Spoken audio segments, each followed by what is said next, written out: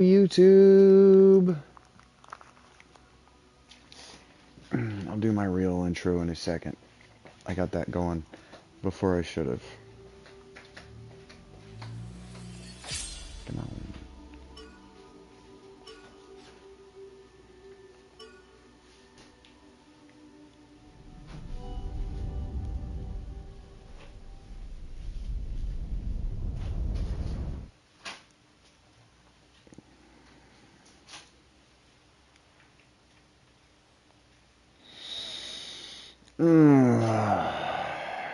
So I've heard that the sitting on the edge of the bed thing and just staring into the middle distance is a thing that chicks don't do, but I guess a lot of boyfriends do for chicks who've only slept with one dude.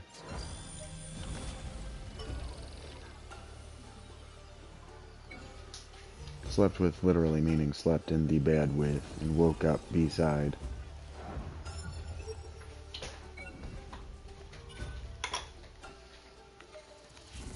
Thank you.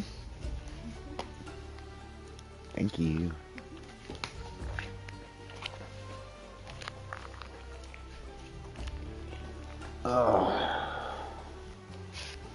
Do do da dum beady beady boo doo doo dow dow dow. I don't know how girls wake up. How do girls wake up? If they don't sit up and sit their feet off the side of the bed and sit there for a minute, how do girls wake up? That's your question. I don't know. You wake up just like you do. But you don't throw your feet off the side of the bed and sit there. That's why I said if you don't do that.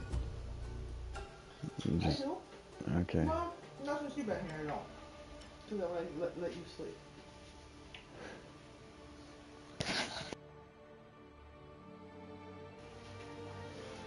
What? Oh, shit. What? I get one of these. I'll never hear the end of it. Yeah? Okay.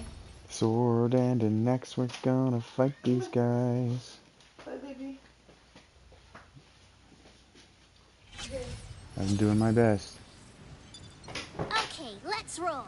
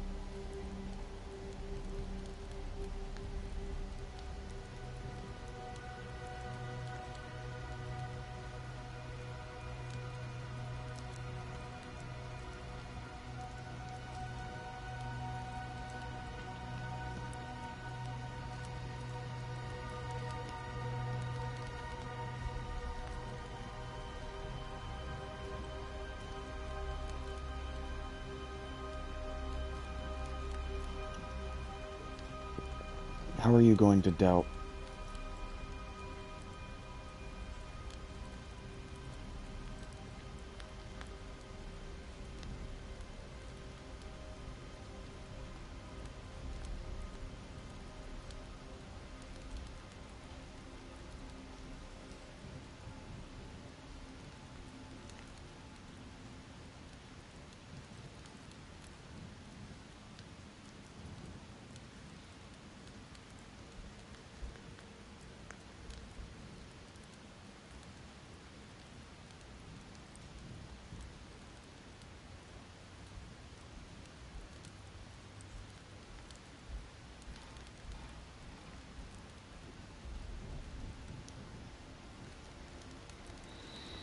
You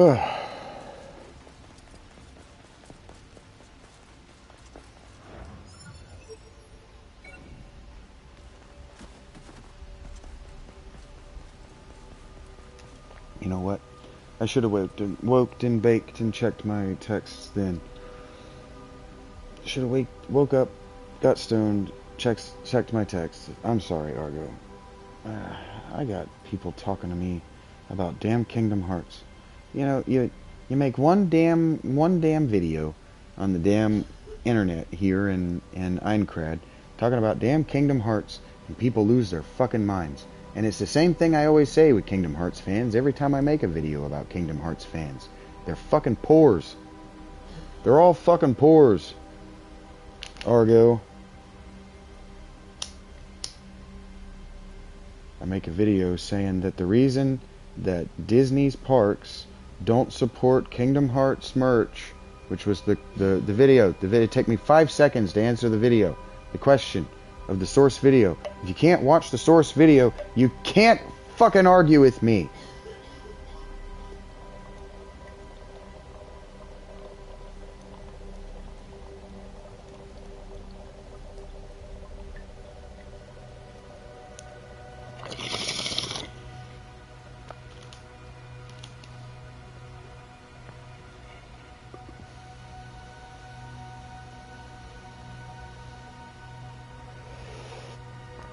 You tell me that my reading comprehension needs work, and then you tell me that you watched the video multiple times, not sure what I was trying to say.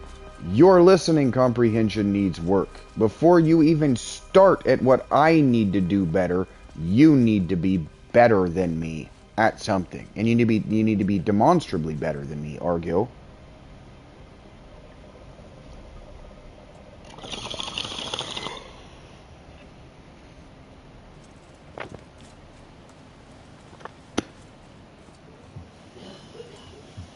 I'll fight on my own terms. Yep.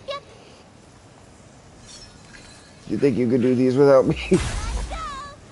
Because I do.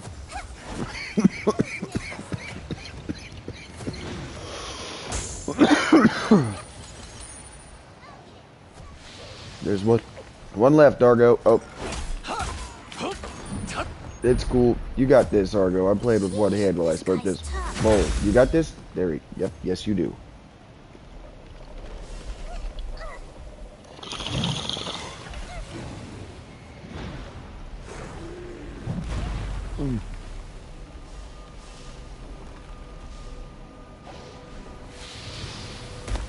Oh shit.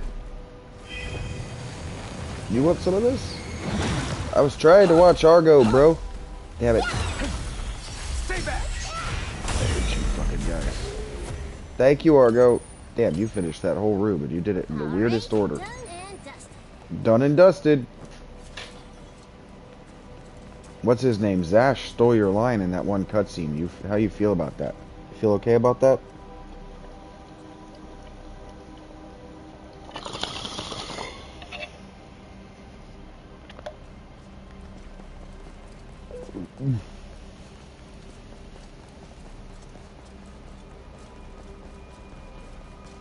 The question was, why does Disney hate Kingdom Hearts? The answer is because Kingdom Hearts fans are poor, don't buy the merchandise. Because they're embarrassed to be playing a children's game. That leafy giant air is cool. They're embarrassed to associate their only tangential knowledge of Final Fantasy with their massive knowledge of Disney films. Final Fantasy fans don't actually like Kingdom Hearts. Shit. I'm not playing Helldivers. Stay back.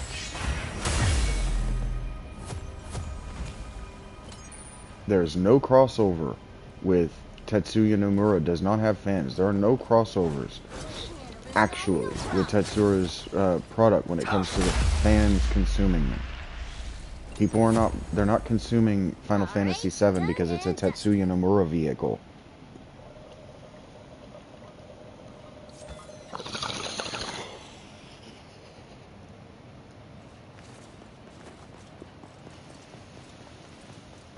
there. Note to self. Chests spawn in this area too. That's why there are no Final Fantasy characters in Kingdom Hearts 3 at all. Very likely won't be in Kingdom Hearts 4 either. The backlash from the Final Fantasy community over what they did to the character designs and how they used them within the game was so massive with Kingdom Hearts 2 in real time. Forget where you're at with your nostalgia and you're not understanding now because you've picked up a remaster. Forget all that. The backlash at the time has the artist who made the things completely unwilling to do the thing again. I'm not undergoing that. Neither would you. If you tried really hard at something, worked really hard to make something that you really liked and really thought that people would like, and then they just shit on it for months and years in real time.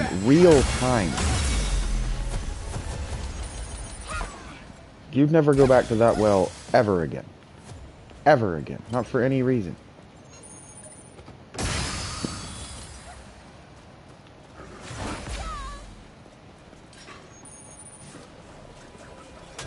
I know. Yeah, it really sucks for the content creator. Let's do this. Believe me. Ah, nice work. Look, there's a chest over there.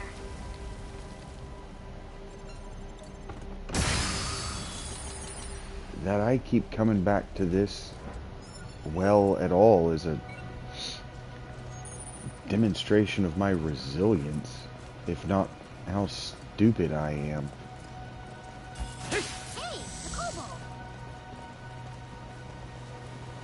Feels like we're punching down with these guys. It does, because we are, sweetheart. We're many levels higher than they are, and that's only going to get worse. The game's not getting any more difficult than this. Stay back! We've beaten the challenge of the game, my darling. You weren't here for most of it, Argus. I only started bringing you after I started using the shield, which is super recently. So you just didn't see the climb. It was a climb to get here. Yeah, yes, another victory in the bag. Thank you for paying attention to me as I spoke.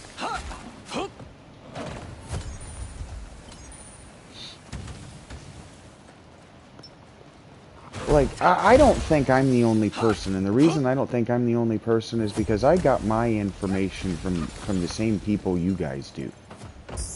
I'm not trying to step up here and say I'm an information guy. I am an information guy, but I'm an information guy just because I got my finger on the pulse. I'm paying attention. I'm trying to know because that's how you remain, frankly, that's how you remain a good customer. It's how you remain a good buyer. It's how you remain a good investor. Like, imagine if Warren Buffett just didn't know what was going on generally in the world's economy. Like, if he just kind of didn't know what was what. His being the richest person in the world wouldn't be the case anymore. You have to spend that money in order to make money. You got to spend money, right? So you got to spend that money somehow. And even if that means dividing it up in different savings accounts. Well, if you make bad bets on which banks are going to be open tomorrow, you put all your savings in banks that squander it, steal it, or lose it on the market. Hey, Argo, I see you. You're not going to be rich for long. And in the same way that old quote holds, and I am pathologized by this, but I used to really think about this a lot. I used to think in terms of like not disappointing my granddad, and then also being desperately poor because I was kicked out at 18, living on my own at 18, have a limited amount of money to spend, and a lot of work ahead of me if I want to spend anything on anything other than clothes, food, and shelter. Basic needs. So what do I spend my money on? Well, of course I'm going to spend it on gaming. I'm a 20-year-old dude. Well, how do you know which games are actually going to be worth 60 of your dollars? 60 of your dollars means that you just don't get to take your girl to the movies. You just don't get to eat out. That means you have to be frugal for a few weeks. How do you know? Well, you just stay informed. And you ask hard questions. And by that I mean not pointed questions, not questions that hurt, that hit with impact. You ask questions that are difficult to answer, that take some time, maybe even. Like if you ask a private investigator, hey, or not a private investigator, like you ask an archaeologist. This has happened before. Like I'm trying to think. I think it was cloth armor. How did they? Because the Greeks transitioned from bronze to linen armor, and it's like, okay, how did Alexander the Great trust his life to linen over bronze? And so a student just asked his teacher that one day. He goes, well, how did Alexander the Great trust his life to linen over bronze? And the teacher had to say the answer that they knew. Well, the answer that they knew was the answer was, well, it was better at the time. And then the student just asks a difficult question to answer. And well, why? How is that possible that it was better? And the teacher had to admit his ignorance. I don't know.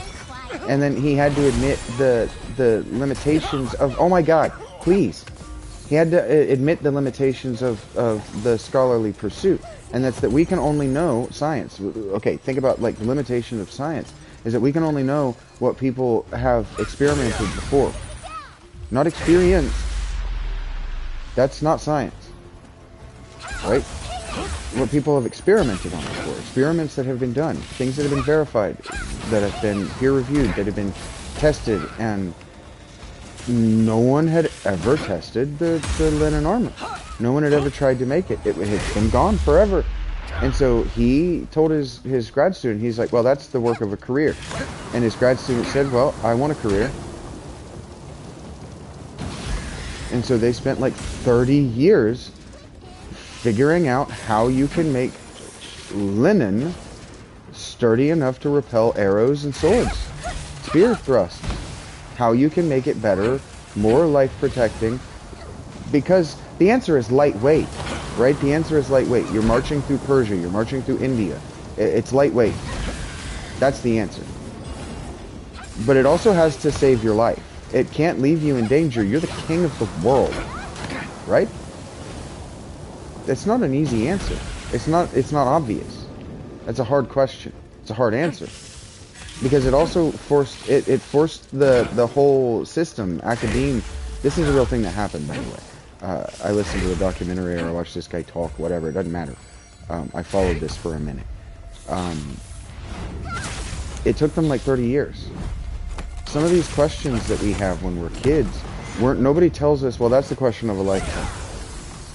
They just go, I don't know, or they make some bullshit up, and then we swallow the bullshit. And so the internet, like hey, I'll see you around. I didn't finish this conversation before I sent you home. Do you want to do another one, Argo?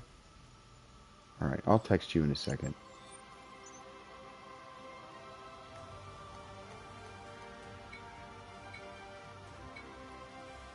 That's a little embarrassing. Anyway, we'll get back together. Just act like the internet DC'd right in the middle of a conversation. That happens sometimes. Alright. That's not the mission I thought I was doing. This is the mission I thought I was doing. That's fun that we got the one I didn't want to do out of the way first. Ooh, this one has a spot on the map I haven't done. Hey, Argo! You coming? I don't have to think about your name every time I say your name now, Argo. Hey, Cindy. Oh no, I don't love the thunderstorm. Okay, let's roll. All right, let us roll. How are you? Okay, so we were talking about Kingdom Hearts earlier, right? And look, I love Kingdom Hearts, but I love Kingdom Hearts for exactly what it is. But hey, Argo, let's have a different conversation than the conversation about Kingdom Hearts exactly, because I don't remember exactly where I was going to pivot, because I don't remember exactly what we were talking about, because real time has happened. Remember how I was talking about things happening in real time and information being lost and misunderstood and these things? Okay, I was talking about how, yeah, figuring out how things actually happened in real time, not just how they were explained to the children who had to live through it. And children, this is something that Rachel was really struggling with. Children means anybody under the age of 35. Okay? Let's just get that fucking right. Historically, she goes, well, it's a different time. You were older back then. Not really. Not really. Yeah, you were expected to be successful earlier, but we were watching this documentary about the Pepsi and the Jet kid. If you were alive in the 90s, you probably remember that or something like it happening. You remember certainly false advertising and people looking for it everywhere and being like, oh man, I wish I had a lawyer for this. Everybody remembers that. Don't act like you don't. And don't act like you didn't say it at least once. This pair of dudes, one of them was a grifter with a bunch of illegitimate businesses that are doing okay, he says. And so he's got a little bit of spending money, and he meets this 20-year-old with all these big ideas. But you know those big ideas aren't legitimate. Because this was the Pepsi generation. This was the if I collect enough points I get free shit generation. This was the free shit generation, baby. This was watch MTV so that you might get a call from MTV to go be on some game show and have won $1 million in a lifetime experience and a kiss from Cindy Crawford. Like, that was that generation. Pull your heads out of your ass and remember what the time was like. Seriously. Sorry, Argo. That's what I say to people my dad's generation. People 5 to 15 years older than me can really annoy the shit out of me with how they deliberately misremember what it was like being alive in their time. I'm not yelling at Rachel. You were expected to be successful, and so all of you grifted. All of you did. It's like they were trying to pretend that this Todd Hoffman character wasn't from Florida. And I'm like, this motherfucker is as Miami Vice. And Miami Vice is about people doing illegitimate business in Miami. Have you read a single, like just picked up any random, what's his name? The damn novelist? Help me out with this one, Argo. What's his name? Oh, fuck. American. I've only read one of his books, but it was about Miami in the 50s. And it's like, do you know anything about Florida, rest of America? Like, we joke about Florida Man, but there's a reason that Florida Man is in the news, and it's because everybody in Florida, everybody native to Florida is a grifter. That's how they got here. They grifted their way down here. It's just how history happened. And if you're not a grifter, you're the descendant of grifters, and that's why you're not a grifter, and that's why you're sensitive about it. Look, I'm sensitive about being called a redneck. My fucking family are rednecks. Alright?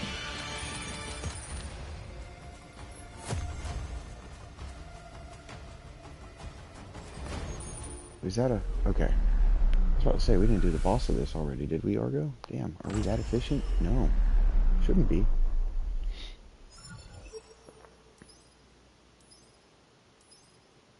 So I want to talk about, instead of all that, Argo, because all that's heavy shit. People don't like to talk about heavy shit. You're just a teenage girl. Instead of all that, what I want to talk about is playing a game based on its premise. That's something that I have really struggled with my whole life as far as friends and peers, age group members. I've never considered people my age or who are interested in the same things as I am peers. That doesn't automatically make us peers.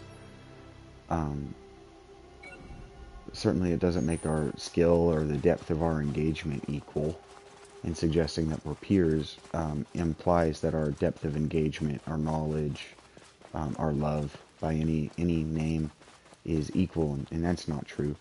Just like our citizenships aren't equal. Not like this is why in every election cycle the people who are benefiting from food stamps get mad at the rich people, and the rich people get mad at the people benefiting from food stamps, and the people caught in between are supposed to elect one vindictive party or the other. It's insanity, but it's life. This is the way things have been since the first time we realized that if we stayed in the same place for years, we could grow a reliable food source. A reliable food source that in turn could be used to attract things like this and feed them. Fuck.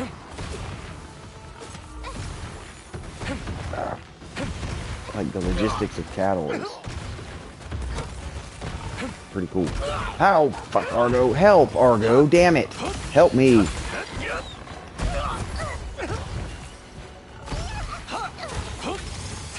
These things are such bullshit.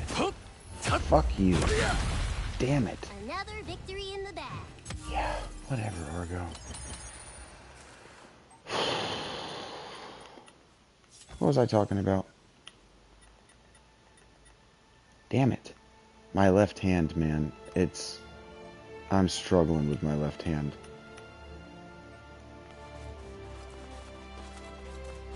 Feels like we're punching down with these guys. Yeah? Is that what you think that last fight was? Punching down? Okay. Come here, you.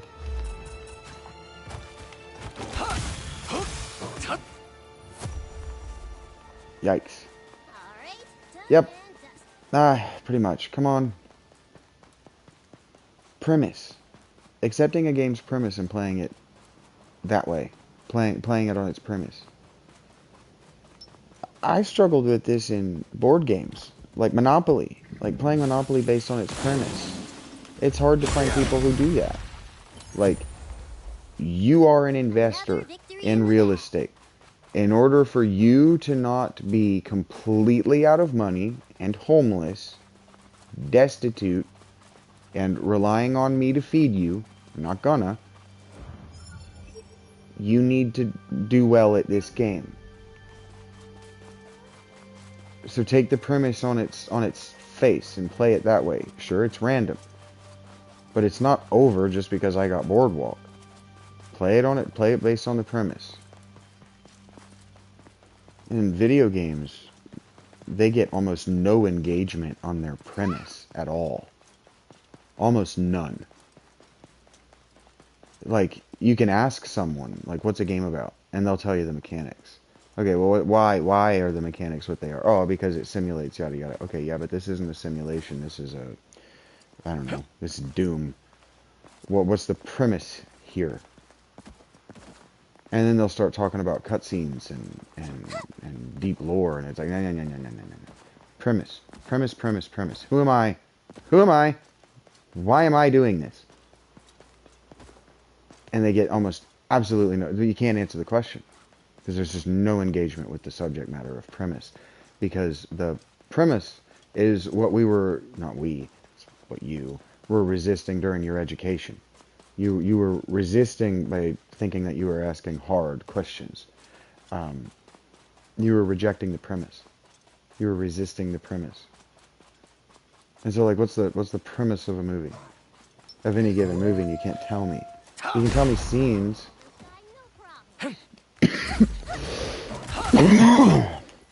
But you missed the point. You missed the point of even, like, book reports. Well, if I just memorize the details of the book, if I memorize what happens and I get an A, and it's like, okay, but what was the premise of the book? What was the actual moral? And then you want to talk to me about morality. And it's like, There's a safe area over again, here. Argo, this is what Wanna stop for a breather? these are conversations I've gotten into with people. I'm certainly not talking to the passerby on YouTube. Argo. That'd be fucking insane.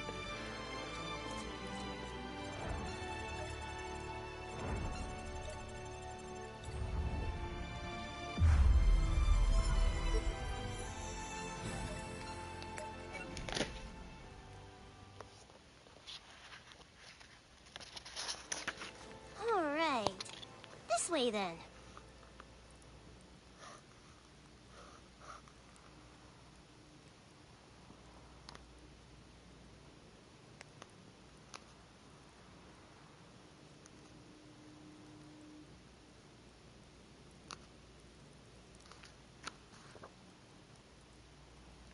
Fuck. Give me just a second. My pen just ran out of ink. Argo, give me just a second. I'm jotting a note here in the game, and, you know, this game, it's such an... It's such an incredible simulation of reality that... Oh my god. That was coming back up, whether I liked it or not. My ink, Argo, the ink has run dry in my pen in this incredibly lifelike simulation slash VR RPG. It's actually a VR MMO RPG. If they could add a few more letters to that, I might feel like I could say it without stuttering. Anyway, who gives a shit whether I can say it without stuttering? LGBTQ community. Not accepted. They don't consider me. Doop dab a ding dong. Alright, I've switched my ink, Argo. It's gonna be just fine. Give me just a minute. The note that I'm taking was taken too small anyway. Hey, do you remember whether I wrote this down as episode 9 or not? I think it's episode 9.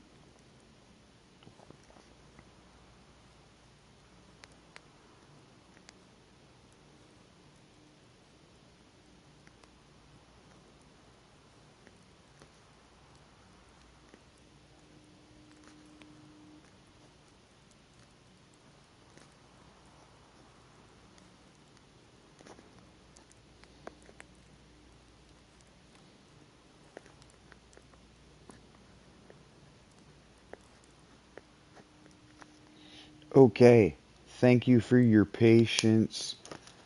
Argo, you're the very best. I'm gonna want to smoke another bowl sooner than later. You're gonna be alright with that. You know why you're gonna be alright with that? Because they said so. Also, you have no choice. What are you gonna do? Scroll away? See if I give a shit. I can handle prickly wolves. I bet you can! The future audience will one day think that every second of this was either hilarious, prescient, or meaningfully meditative. Because those are the things that I've set out to do. That's the premise under which this was recorded. You remember that I am recording this for posterity, right? Right. I told you about this already yesterday. I've been recording all of this on memory crystals. Yep, so that when we get out of here, I can probably extract those memory crystals. Oh, God. And put them somewhere like YouTube in the future. So if you're hearing this, you are in the future when it was recorded. Yep. How do you feel about that, Argo? So, taking a game on its premise, like this, Argo, we kind of don't have a choice. But also we do. Because you aren't taking this game on its premise. Yeah, you're selling meta information about this game like it's a game and not like it's our lived experience. But it is our lived experience because we're trapped in it. You understand what I'm saying, Argo? You in my party. You're why I'm thinking about it, Argo. Of course. You're in my...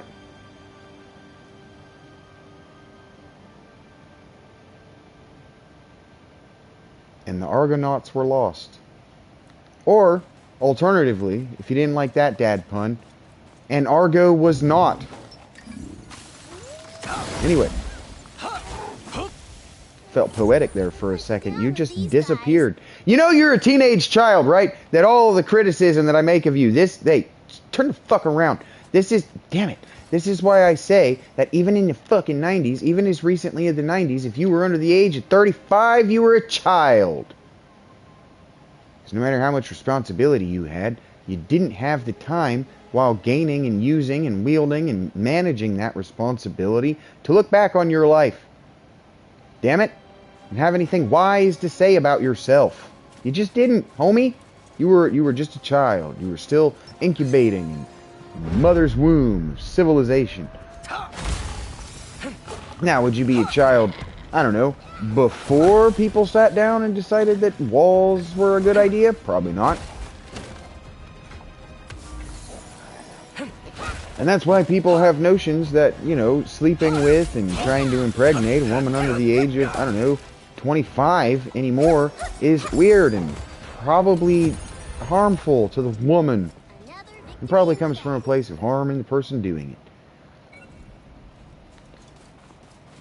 You know, because history happened, Argo. You know? You being a child and all.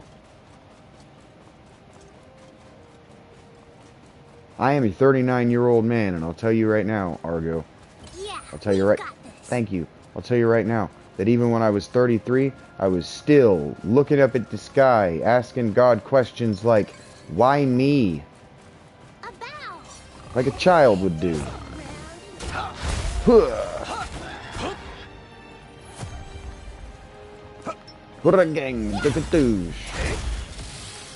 It wasn't until I encountered the mortality of crossing 35 and our ancestors' mortality, their expected mortality, that things changed for me in a meaningful way.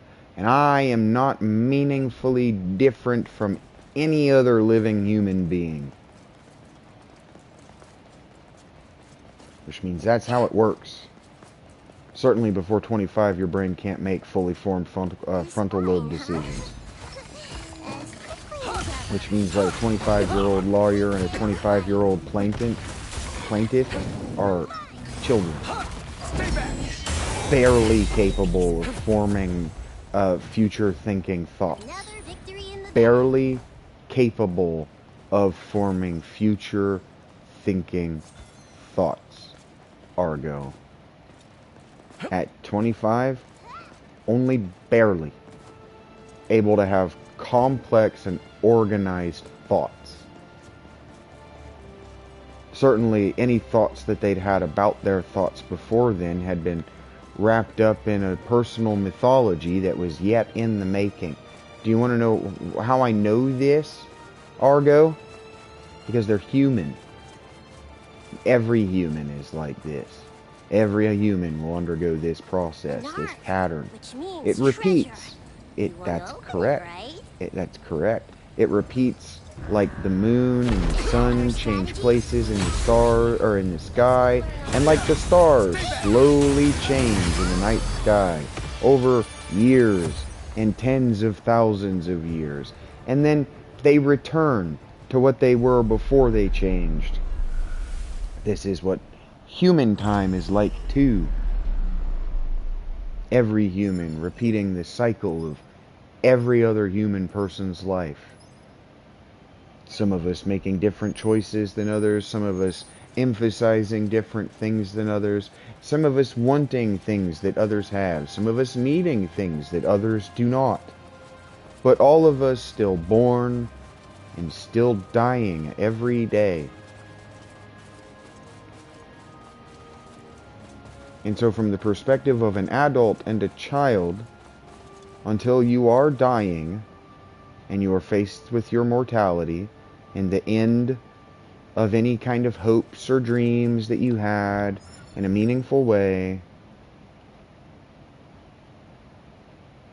until the meaningful death and resurrection of your life is the child.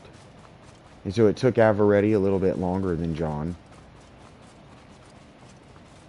But John's death to John's self and John's dreams and John's potential of having a fighter jet taxi company, those died. And with them, so did John's childhood. Right? Any illusion that John had that he was of the Pepsi generation, that died. And with it, all of the baby fat of youth. But the baby fat is what's cute on TikTok. It's what girls can wiggle and get guys to give them money for. The baby fat is necessary when you're in a pederastic environment. When you're in an environment that just loves young adolescents.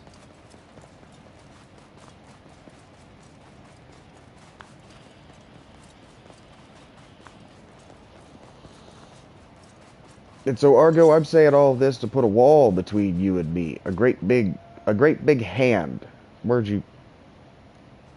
See, this is exactly what I want from you. I don't want you thinking about it too deeply. I just want you to understand that it is true. And I want you to incorporate it into the basic assumptions that you make about your life. Because, Argo, as you continue through your life, as you continue through this game,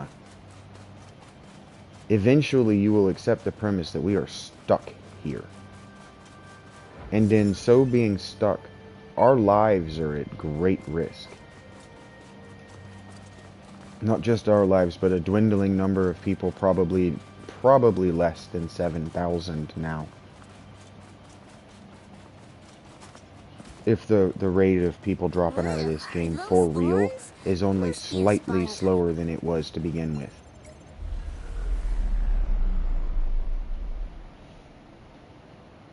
And the number of people who are refusing to engage with the premise. Feels like we're punching down. Like our very friend, whose name I haven't bothered to learn because she annoys me too much. Ow, for, like you, not engaging with the premise even a little. Not even on principle. But I'll be honest with you. Argo, I don't think it's your fault. I think your generation, I think my father's generation, and on some level, I think the greatest generation. You know, you understand, Argo, can we just talk real quick about boomers? Not the greatest generation, the baby boomers. Yeah, can we just talk about them? Fuck. Baby boomers, that's what I meant to say. Can we just talk about them for a second? They're dumb as hell. Entirely useless. They're totally condescending of anyone who doesn't look like them or spend time around them. It's just kind of the worst human beings to emulate on the whole planet. But not listening to the things that they were taught by their grandparents, who were salt of the earth Great Depression survivors, that right there is suicide. Cope, advertisers.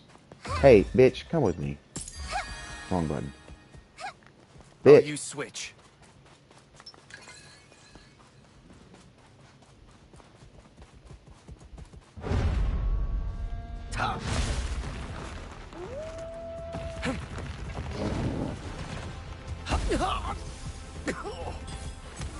Keep hitting the wrong button. Because I was playing a different game. Alright, do something, please, Argo. Other than fight. Damn it. Can you fight the other thing like I have you set to do? What is your problem all of a sudden, Argo? You forget how to play the game? What, I talk to you like you're an adult and your brain just shuts off. Yeah, that's called being a child, Argo. It makes my point. It just solidifies my point. So, like in the 70s, right? So, survivors, listen to me. Listen to me. Survivors of the Great Depression. Our great-grandparents, maybe even our great-great-grandparents, depending on where you are. Maybe even your great-great-great-grandparents. I don't know how young you are, Argo. I don't know how young your mom and dad were. And I don't know how young your great-parents. You see what I'm saying? This goes at a different rate for everybody else. Kind of like how bronze and iron coexisted as weapons tech. Anyway. What are we talking about? Right, in the 1970s, 1960s. Television. Talk television. I was first keyed into this by Dan Carlin, but I knew it, but I was first keyed into it as a nostalgia feature of the 1970s. Talk television would be 3 men and a woman, 2 men, sitting around, sometimes a man and a woman, sometimes 2 men and a woman. Oftentimes women weren't involved in these conversations, but they would be. Just sitting on a stage, on couches, smoking cigars, drinking whiskey, whatever their libation was. I'm not advocating for the cigars and the whiskey. I'm advocating for what they were doing while. Focus on what's important, Argo, instead of details that you can object to like your parents did whenever you spoke. Listen. Comprehend what's being said. And they would just talk. That's it. Over there. They just like have a topic, or maybe it wasn't even a topic. They just talk. It was where podcasting was born.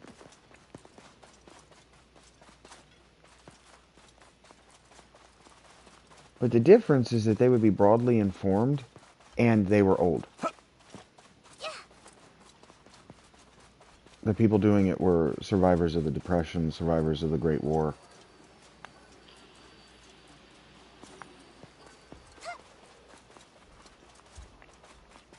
I saw a clip today of Ann Coulter on the news in the 90s, and it's just like, okay, well, she was right. She was in her 20s. This really fucked me up. Doing the math and figuring this out when I was in my early 20s really fucked me up. I'm like, okay, so wait a minute. She's in her 20s. What the hell does she know about anything? Why was she writing before she was in her 50s, before she knew anything? Because she was paid to. The answer is because she was paid to. And so we do, like if we're talking about Kingdom Hearts still, Argo, and I know you're like, wow, this is really far away from Kingdom Hearts, but it's not. Because Kingdom Hearts is made by a corporation. In fact, it's made by two of them.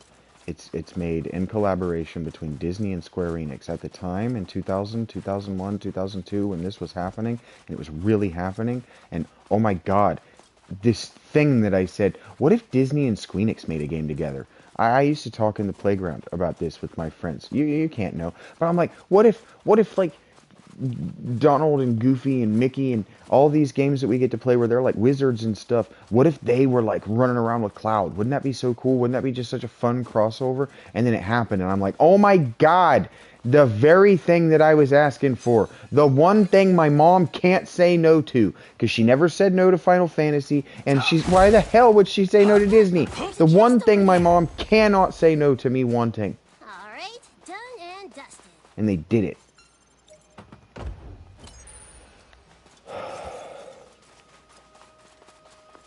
But it was made by two massive corporations, who at the time were the market share. Square was everything video games. If you were the least bit interested in Western games on the NES. And again on the PlayStation 1.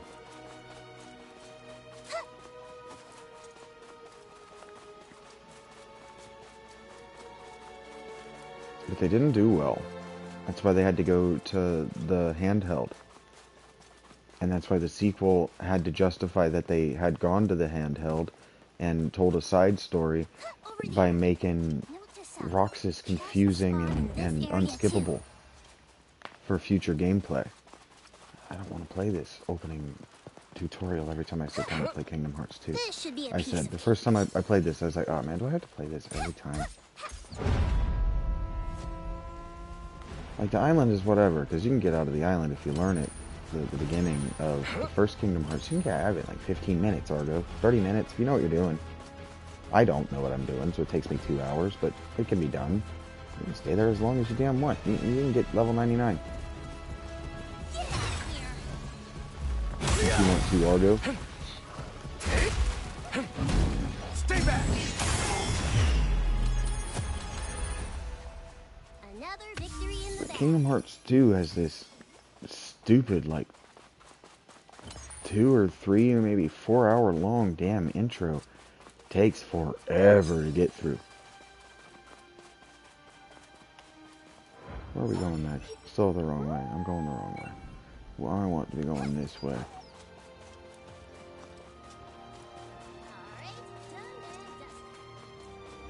It's so, like, people who want to complain about Kingdom Hearts 3 being unfun, or Disney saying, oh, you have to incorporate Pixar. You have to incorporate Pixar because we're making a Pixar push because we just bought out Pixar or whatever. Like, yeah. Or because Frost or whatever it's called, Frozen, is the big thing with the girls, and you're mad because it's girl friendly, and it's like, bruh. It's an Arthurian romance. Those were written for princesses. They were told to little boys to condition them to treat little girls properly.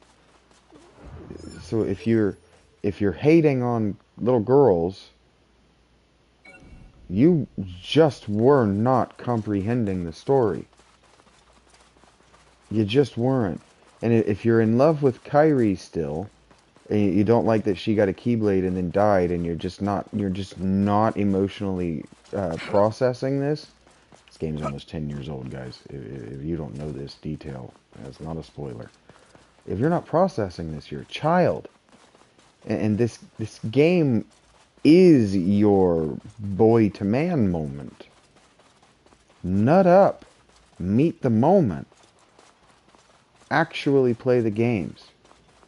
Feels like we're punching down with these I guys. hate. You want to know something that just gets instant vitriol from me? Something that I'll just hate on a channel for being? I hate when people call themselves a fan of a property but don't play it, don't buy it.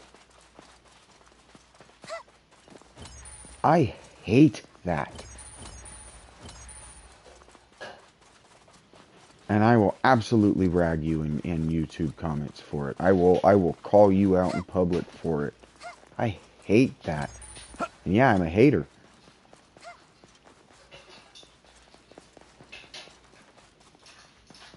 It's so fake. Oh, I like the album art. Go fuck yourself.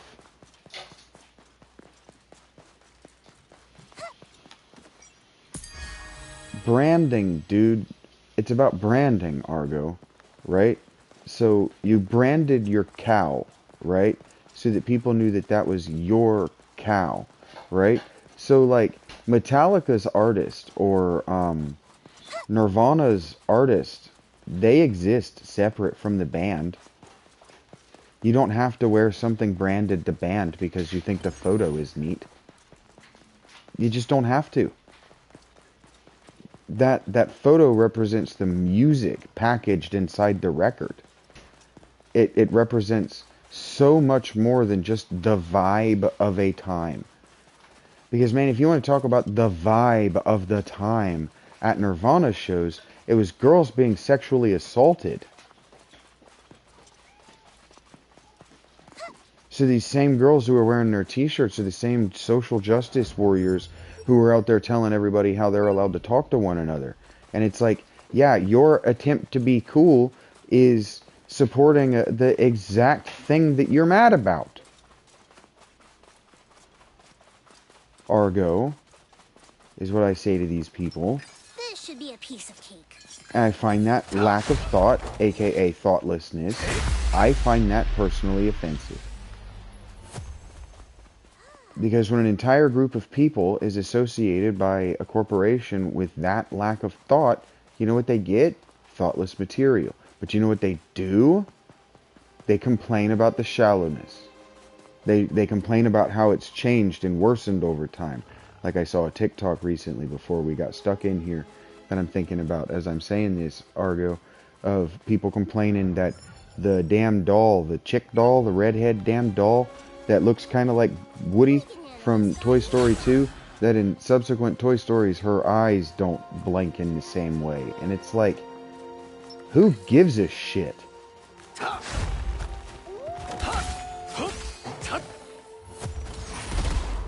How is that taking you out of the movie? And see what I think it is, Argo. I think it's what my mother and my grandparents and, frankly, our schools were concerned with, and that's literacy. If you're literate, you can do the work of backfilling what's missing in these movies and what's missing in these games, because you had to do the work to backfill what was missing in the novel, specifically the visuals. Let's try this spot. And so, frankly, something is lost in production when you're just yammering the fuck on, Argo. And the irony is palpable, but will go largely unnoticed. And I'm okay with that.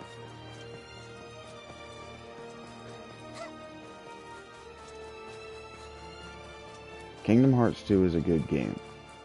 It's a very excellent game. It should have been the industry standard. But the industry didn't play it because the first 3 hours are too stupid.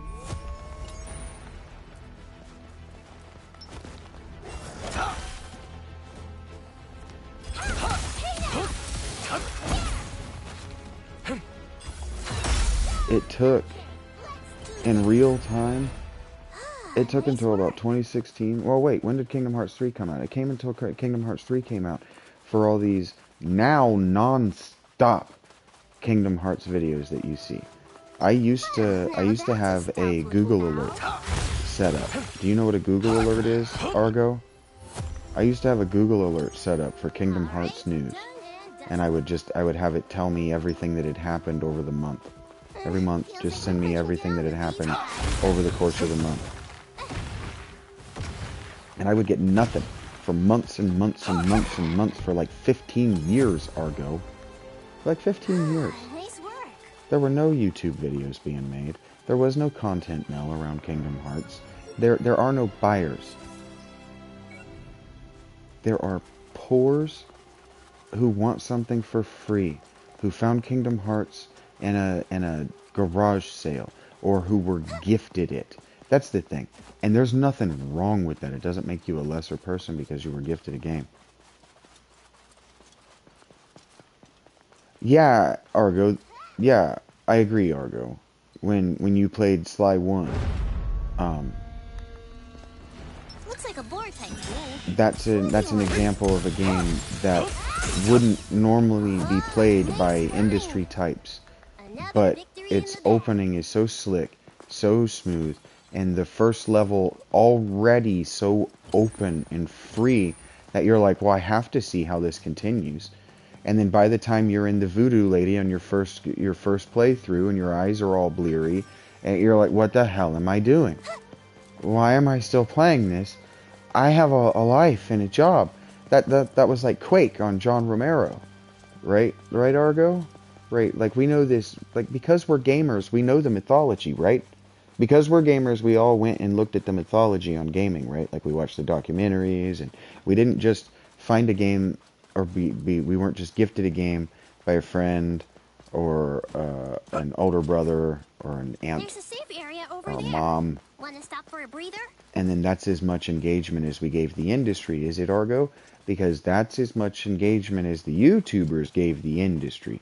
Most of them started because they were like, oh, I can have a fan site around this thing on the internet after 2016. Because that's the thing that people do. After 2020, it's a reliable source of income. That's why, Argo, I'm counting on it when I get out of this game. You understand? I'm counting on it. I have a $1,000 PC to pay off. You understand, Argo? And expenses besides. Like, I got a PlayStation account that's just eating up money. You know, that $19 a month so we can have free games and stuff? Just eating me up, Argo. Eating me up. I need somebody. I'm gonna need somebody in the future to step up and say, hey, I got you for 20 bucks a month. Keep your PlayStation alive. You know, just like these fan accounts get, Argo. Not asking for anything anybody hasn't ever got before. You know what I'm saying? This is where we break character to thank Mr. S and Rachie and Jackie and every other recent contributor, including Jar and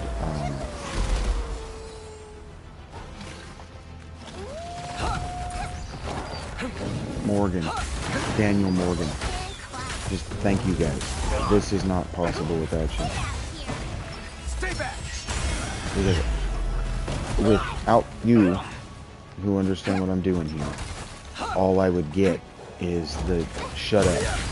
The people who don't want to see somebody having thoughtful and interesting conversation with an NPC because they lack the ability or they lack the internal permission to actually engage with one of these worlds on its own terms, like what we're talking about in the conversation here with Argo. I'm gonna go back to character now. Okay, Argo. So anyway, as far as like thinking about engaging with a game based on its premise, not all of these games invite you to do that. Not all of them invite you to engage them on their premise. A lot of these games invite you to beat them, or to be beaten by them. Like the marketing for Dark Souls 2, right? Hurt Me More or whatever. I don't know that. In fact, I do know, Argo. I do know. I know that not everyone is insusceptible to advertising. And so you're going to go, that's double negative. I don't know what double negatives mean. Well, double negatives mean the opposite. So that means that a number of people are susceptible to advertising. Some number of people is actually. Some number of people is susceptible to advertising, whether it's 7 or 8 or 9. The number is actually itself a singular word, argue. Grammar matters. Anyway. All right, done and dusted.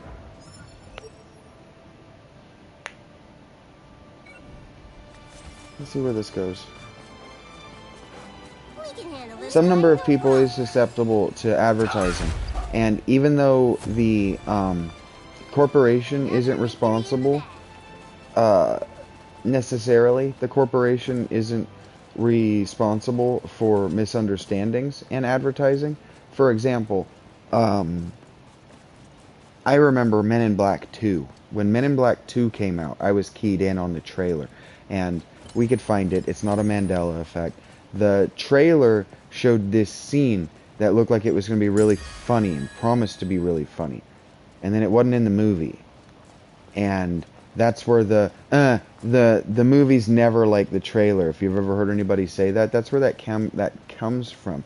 There was a time when scenes from trailers could be groomed from, or gleaned from, however you like it. They could be harvested from dailies. And sometimes a daily is funny, but then it doesn't make the final cut of the movie. And people being upset about that, myself included, what they were upset about, actually, was that they didn't understand how the movie itself was made. They understood that trailer to be an advertisement for the final product, right? And so, like, there are video games that have got busted with this. I watched a whole documentary about a game that made a Kickstarter, and it promised big shit. What's that space game? Not the Bethesda one.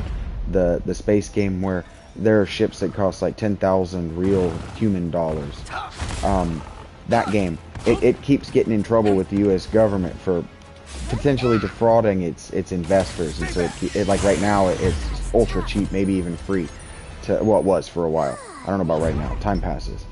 I might have even still been in the tent when that was the case, so that might not still be the case. So if you wanted to play that game for free, it might not still be free. But my point is that there are people who are susceptible to advertising, and there are people who are illiterate. And in that same way, there are people who are both illiterate and the other thing. I don't remember what the other thing was. Oh, susceptible to advertising. So they're both illiterate and susceptible to advertising. So you can be illiterate. You can be functionally illiterate in that you can't recognize a joke. You can't recognize what is intended as a joke. You see it as a legitimate offer. That can be true. But you can also, because it's true, be owed the offer because it was misunderstood as an offer. Can be. Maybe aren't always. But there are people who are illiterate, there are people who are susceptible to advertising, and there are people who, in their powerlessness, actually don't understand when they are and when they are not actually being ripped off. So you can be susceptible to advertising and also hypersensitive to being ripped off. Because once bitten, twice shy doesn't mean immune. Once bitten by advertising, maybe even false advertising, maybe even fraudulent advertising, doesn't mean that in your shyness to be bitten a second time, you're immune to the allure to stick your hand in the alligator's mouth again. And it's almost impossible not to be a buyer in a consumer market. It's almost impossible to be a fully self-sustaining person without having bought the startup. I think that really trips up a lot of people in a way that you would be surprised. A lot of people thought that while I was living in the tent, I was living completely for free. And it's like, no, the tent costs money. Repairs to the tent cost money. Every bit of equipment you bitch about me not having costs money. Nothing is actually free. Labor, like when we were talking about the Rumpelstiltskin story with Rachel, the labor costs energy. Yeah, we've got this. Labor can also be bought. So like in this Pepsi thing, the The kid's first idea is what we're going to do is we're going to pay 40 people across 5 different warehouses to open and dump out Pepsi cans for us. And it's like, okay, hold up. You're buying labor. That mounts your costs. Because then you're going to have theft. How do you guarantee for no theft? So loss prevention is another cost. Like, think about it. Walmart hires that old person who can't really do anything to stand in the door and greet you and just look at your receipt. The look at your receipt isn't to make sure that you have a receipt. They circle it to make sure that a human being okayed this so that you can't bring a receipt that you printed out in for goods that you didn't buy and sell them back to the store. Everything that happens in this world that's inconvenient to you that we complain about is because a criminal is taking advantage of it to make money. Like, he can call it libel. I don't give a shit. He's got worse things to deal with, like recovering from brain cancer. But the guy that funded the money, I don't remember his name, the guy that fronted the money in the whole Pepsi situation, that guy in the first place was just trying to get a quick million that he could split 3 ways with some 25-year-old kid. As soon as Avaretti, the lawyer, wanted to start to sue and countersue and do things that are going to get lawsuits and get their name out in the press and get his name out in the press and get the money out there, his businesses are going to get there. And what he kept saying is, I don't want to go to jail. And the reason that he kept saying that is because he's doing things that are going to put him there. Think about it. If you're not breaking the law, you can't go to jail. Not without suing the state and making the kind of money that you're trying to make off Pepsi. So he knows that he doesn't have a wrongful imprisonment plan if the government comes after him for the things that he's already doing. So he needs this thing to disappear, does the Todd Hoffman character. But he doesn't want to be bought out because he's only going to be bought out for his investment, $700K. Well, he's only doubling his investment because he got his $700K back. It never was actually spent. That's less than he would make. And that's why he let the kid go through with it in the first place, the lawsuit. Because they have an obvious, there was an obvious false advertisement lawsuit. But the lawyers that Todd Hoffman gave him, that he gave the boy or connected the boy John up with, those lawyers were they were civil business defense attorneys who were keeping Todd out of prison for working with the mob. Probably they were mob lawyers, probably. And yeah, I'm a schizophrenic, so I'm just fantasizing about this. I'm not a good source of information. I'm speculating. If he wants to call it libel, bring me to court and add to my $15,000 in credit card debt. I don't give a shit. What are you going to take from me? I make 25 cents a day. Fuck off. Who's listening to this to hear me shit on Todd Hoffman? Who's going to go out there and not buy from Todd Hoffman? Todd Hoffman has brain cancer. God already punished Todd for the Pepsi fiasco. What do I give a shit? Not at all. Frankly. It wasn't my money.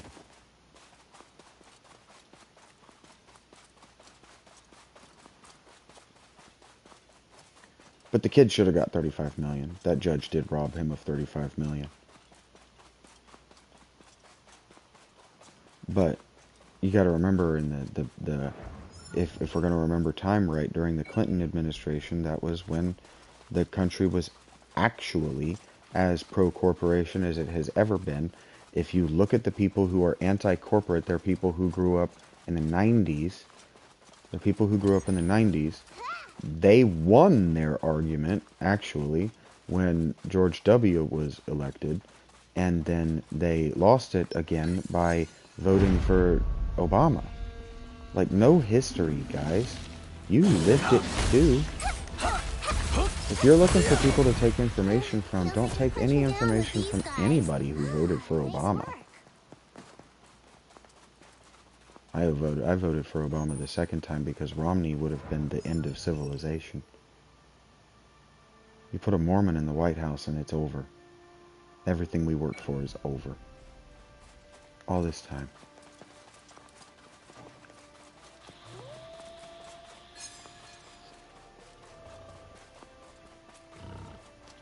But that doesn't make me a trustworthy source of information. That just makes me somebody who looked at the landscape and said, well, this is definitely one evil that is lesser than the other.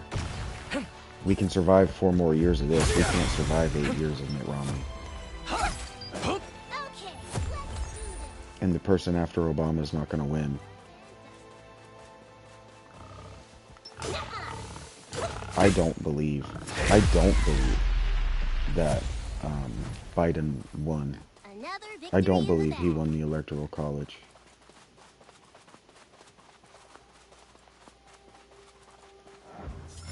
I don't believe he won. Whether he did or didn't, I don't think he won the swing states. He did win. If he won Ohio, that doesn't make any sense.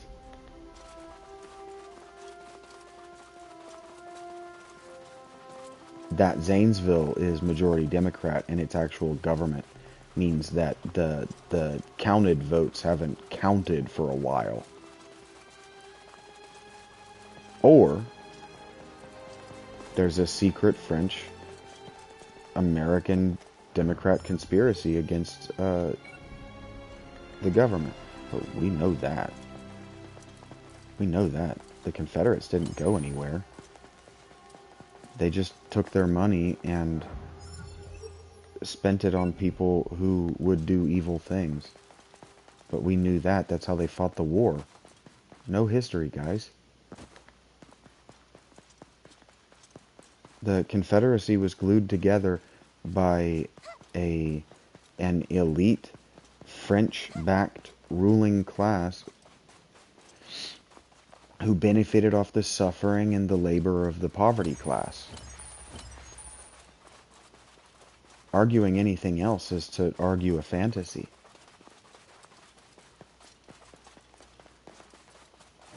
That's what I say to people, Argo. That's what I tell people when they want to start to argue this stuff with me.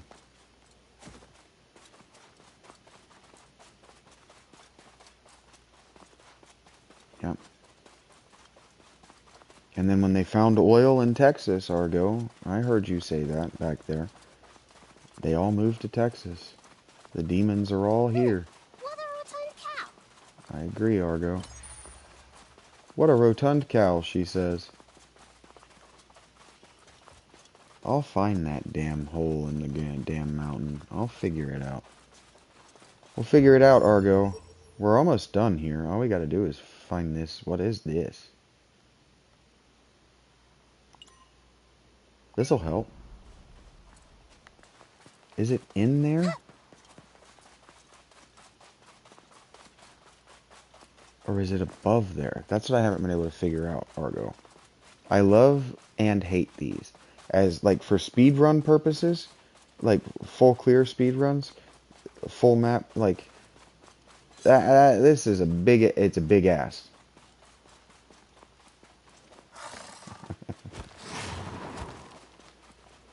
I'm pretty sure, Argo, that you were talking about a cow there, right? Not the presidential cabinet. Nice work. Yeah. Yes.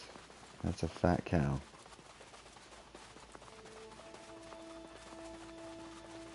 I'm actually not bitter. I spent my 20s and my early 30s, my childhood, bitter and angry about this. I'm not bitter and angry about it.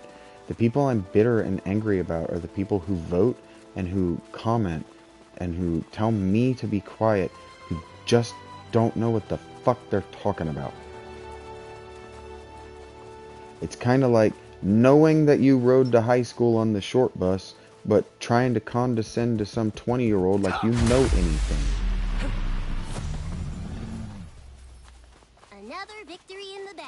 I don't think that one was forced, Argo. I felt like that one was actually pretty good. Usually we call them fat cats, but we were talking about Texas politicians. I thought that fat cows was pretty good.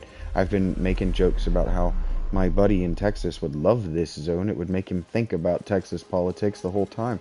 I've been in this area. I thought it was prescient, Argo. I thought it was a good joke. What the fuck did I do that for, Argo?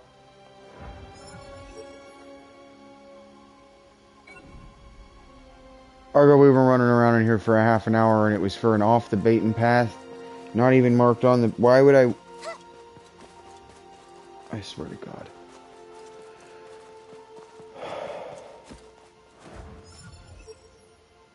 And you know what's crazy about this, Argo? I'm about to have a total freak out right now, and I really like this game. I'm just mentally unstable.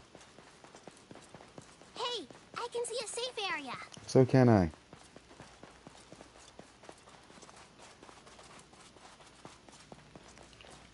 That took me a really long time to figure out, Argo. I'm not mad at the game.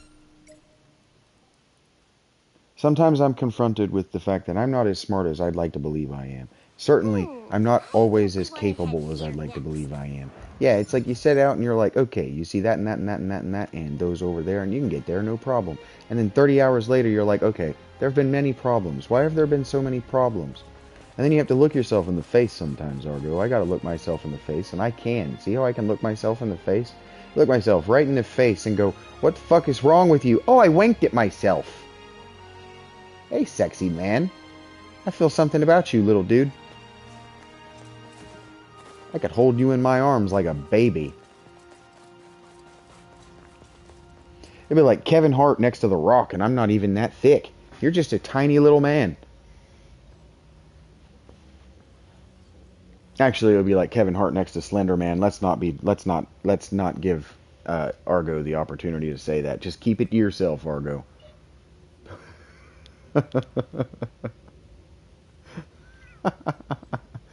I was once working with a black dude. I was once working with this dude, right?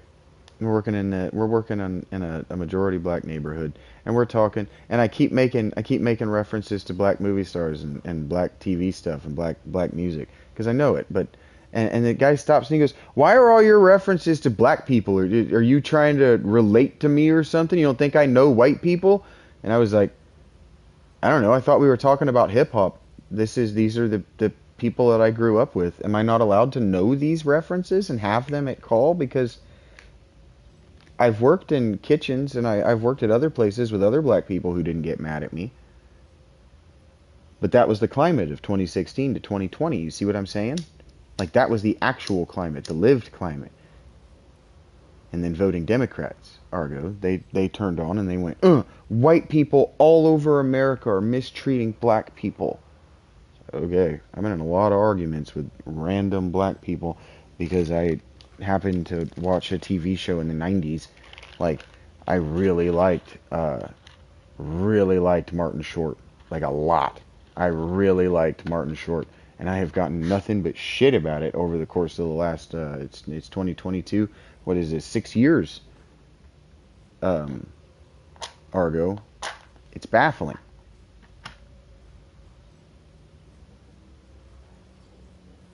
Times, they aren't a-changing as much as the people who voted for Bernie Sanders told me they would.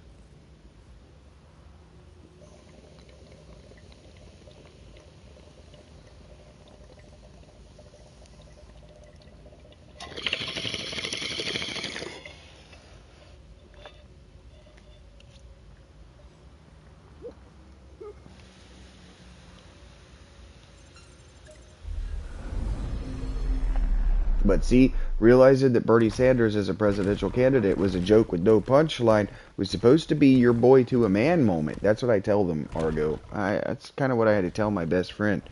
I think he was a landowner and couldn't figure out that he was part of the gentry, and that meant that he paid taxes. I see this from a distance. Stay back! Yeah, that was the thing that fucked me up.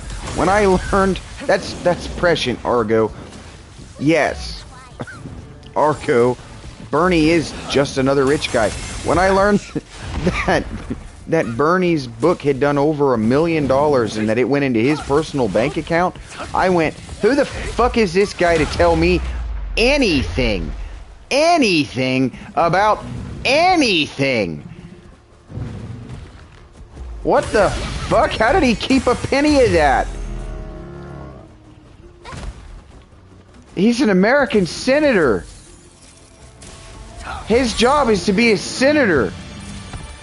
Not a fucking journalist. How the hell did he keep $1 of it? How did he not give it to the socialist organization that made him popular in the first place? It's not socialism. That's capitalism. Fuck this guy.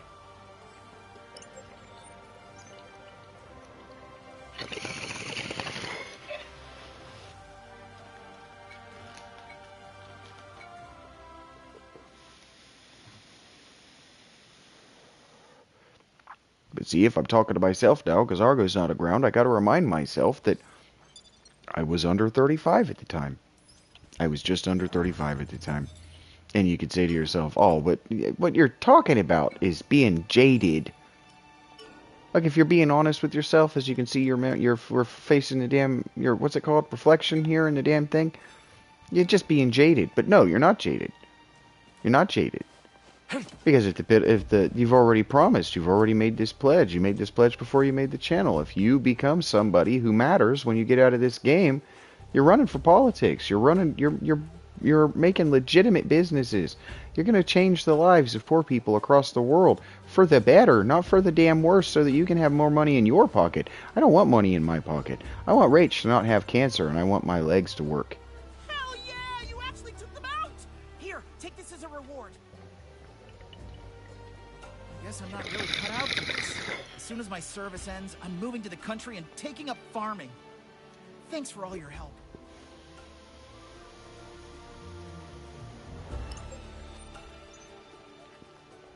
I want, frankly, without any of the philosophical baggage, none of the philosophical, none of the political, none of the social justice, none of the YouTube channel baggage, I just want a world that is common sense and pragmatic, that children can understand by intuiting their way through it. In the same way, I'm talking to myself right now, but really me, just the same way that I want a video game to be common sense and pragmatic in its design choices and the things that it's asking me to learn in order to engage with it. I don't want it to be esoteric and arcane and Byzantine for its own reasons, because it thinks that arcana and esoterica and Byzantinium makes it somehow sellable.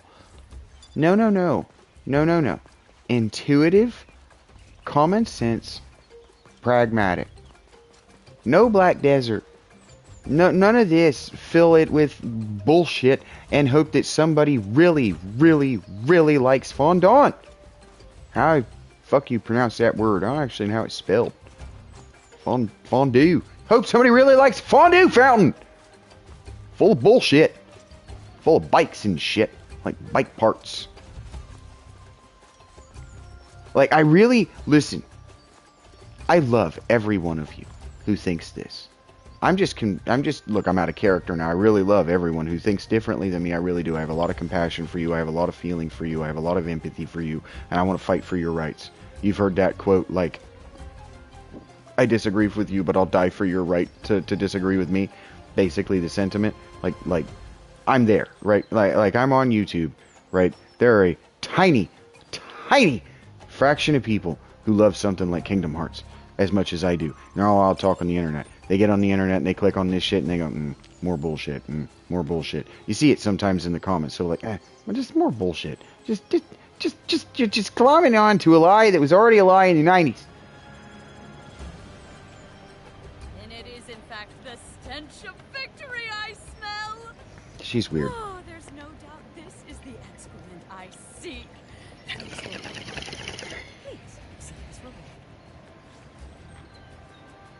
I'll share a piece of this precious sample with you.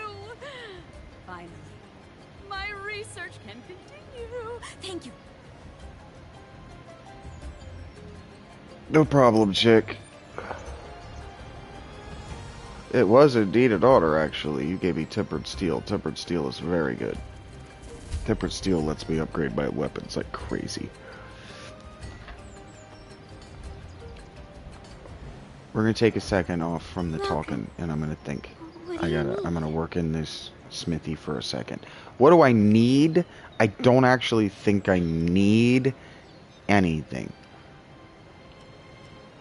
But I do want to look and see if I can make this weapon better for absolutely no reason.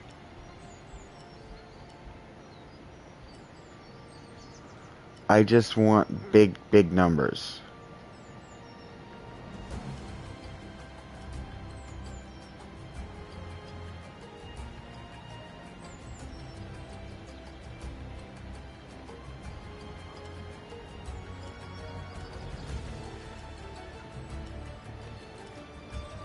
And just as a point of fact, I don't mean to throw you under the bus on any level. This is a point of fact. When I say I have great love and empathy for people who are not me and who are not like me. My best friend has the worst spelling in the history of human language. I just don't care about that stuff the way we were told to care about it in school. I don't find his value in conversation and his ability to spell lead properly. Just don't give a shit. Yeah, well, I'm still out of character. Whatever you said. Yes. 70 of that steakhouse bucks led to this. Basically, I was thinking about how I legitimately just finished watching with Rachel this documentary on Netflix called Pepsi Where's My Jet. It's about this kid in the 90s. They had this promotion. They ran this commercial, but they had this promotion. You probably heard of it. They did this Pepsi points thing where you drink enough Pepsi, you collect the points, you turn it in, you get free shit. Gear, whatever, but it's all Pepsi branded. And so they ran a commercial, and they did actually do the stupid thing. They did do the stupid thing that they were accused of. They did it. They ran a commercial that ended with this kid in a jet arriving at school in a Harrier jet, and it says on the screen 7 million Pepsi points, Harrier jet, and it does not say at the bottom, disclaimer, not an actual offer, just a joke, just being funny, just having a laugh, just being cartoonish for the commercial. They didn't do that. And this guy named John, I didn't catch his last name, he's this naive kid whose parents love him very much, and he's going to college, and he's a mountain climber, and he knows this guy with a lot of money, and he hits him with, hey, my coworkers were talking about this Pepsi thing. I saw the commercial, I've done the math, I legitimately think that I have worked out the mathematical logistics that I could get 7 million Pepsi points.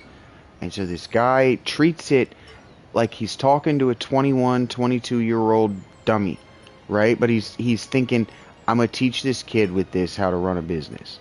I'm going to do the right thing by this kid, and instead of just letting him down easy and saying, no, you're not, I'm going to say, okay, well, let's make your first ever business plan out of it. Let's treat it real. Let's treat the money and the numbers like it's real. And maybe if you can get the numbers low enough, I'll give you the money and you can recoup it and you can repay me and I'll get dividends out of this. And it'll be a legitimate business venture for me and for you. And maybe I can launder 700,000 of these dollars that I've got lying around.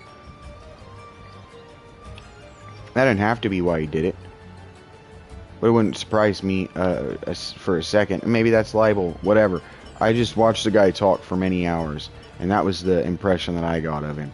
So I'm considering it philosophical commentary and storytelling. So maybe I'm fantasizing, allegedly. Right? This is my interpretation of events that really happened. Just telling a story. If you assume you could sue me. But I'm not a credible source of information when it comes to psychologically breaking down somebody that I just watched on TV. No professional psychologist would do that. Anyway. And so this kid works it out, and then he gets the catalog. They had a catalog of all the shit, and he looks through the catalog, and of course in the catalog's no Harrier jet. Of course not. Everybody at Pepsi thinks it's a joke, but they don't have the disclaimer. This one kid doesn't think it's a joke. Right? But he notices that in the back of the manual, It says that if you send in enough points to actually buy something, I think it was like 15 points minimum, you can actually buy, you can purchase with real money the difference at 10 cents a point, and that's only 700,000 points. So he gets this guy to give him 700,000 points and send it to Pepsi. This is a real thing that happened. This guy gives him a 700,000 check with that guy's name. Instead of giving it to the kid and it being in the kid's name, he left it in his name. Because he doesn't trust the kid with the money. Because he can't just give this kid $700,000 out of nowhere. The federal government is going to want to know what's going on with that. But if he has $700,000 lying around in a kind of shady bank in the 90s, then he can do whatever the hell he wants with it. Especially if it's a purchase like this, he can write it off. It's no big deal. The federal government ain't going to get upset about it. But it is $700,000. Right? And so he doesn't want to give $700,000 to this kid in this kid's name. This kid's going to just disappear. It's a 20-year-old kid. 20-year-old kids are unreliable at best. Right? And so everything makes sense up to this point.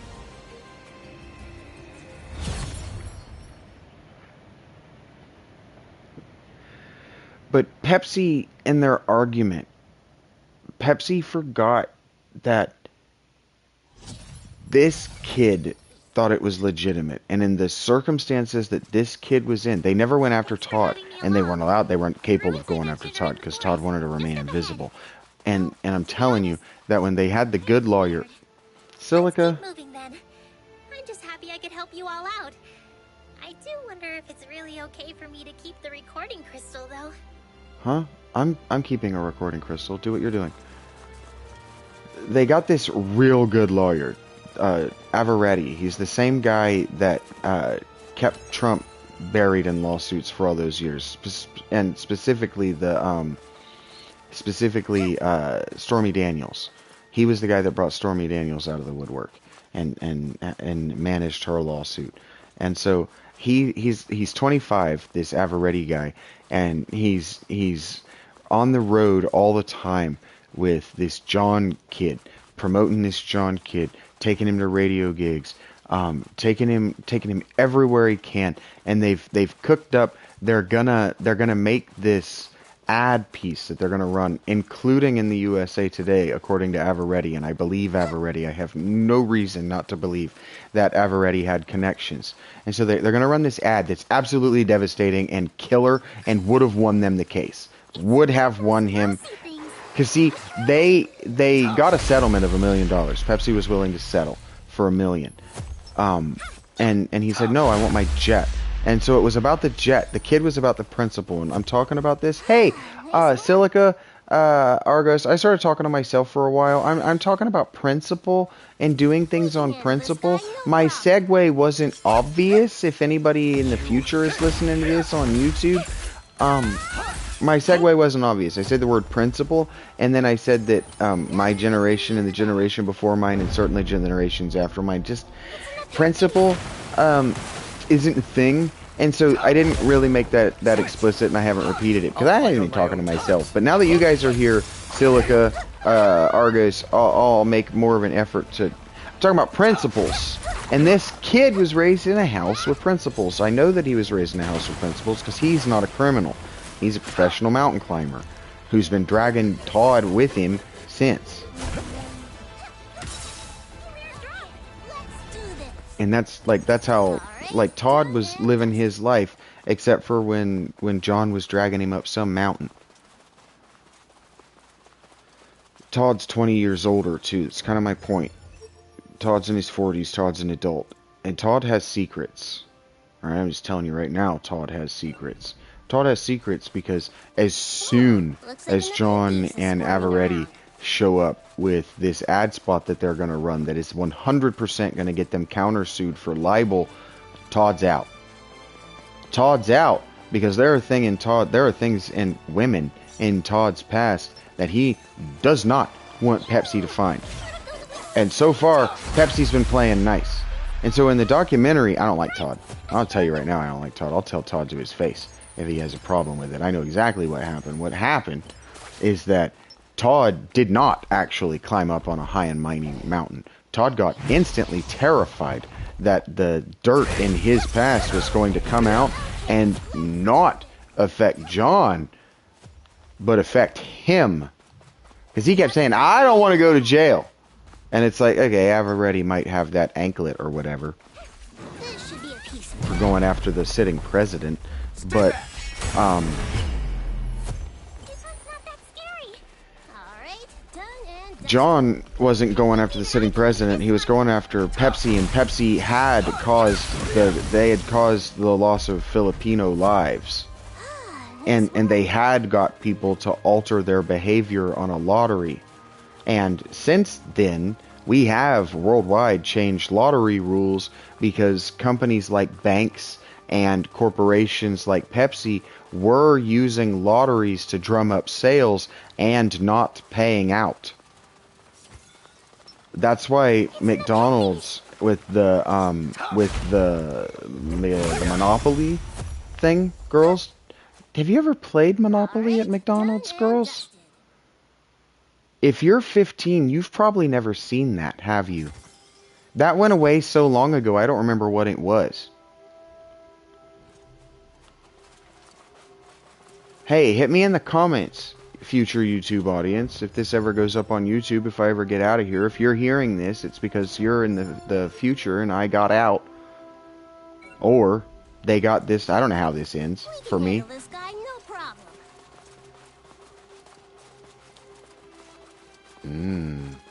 Is that true? Is that true? Argos, give me a second. I need to get on the internet. We have a little bit of an internet here. I know they keep saying it, but other people have access to the internet. So obviously somebody's hacked up to the internet. So let me just search. Let me just see if I can figure this out real quick.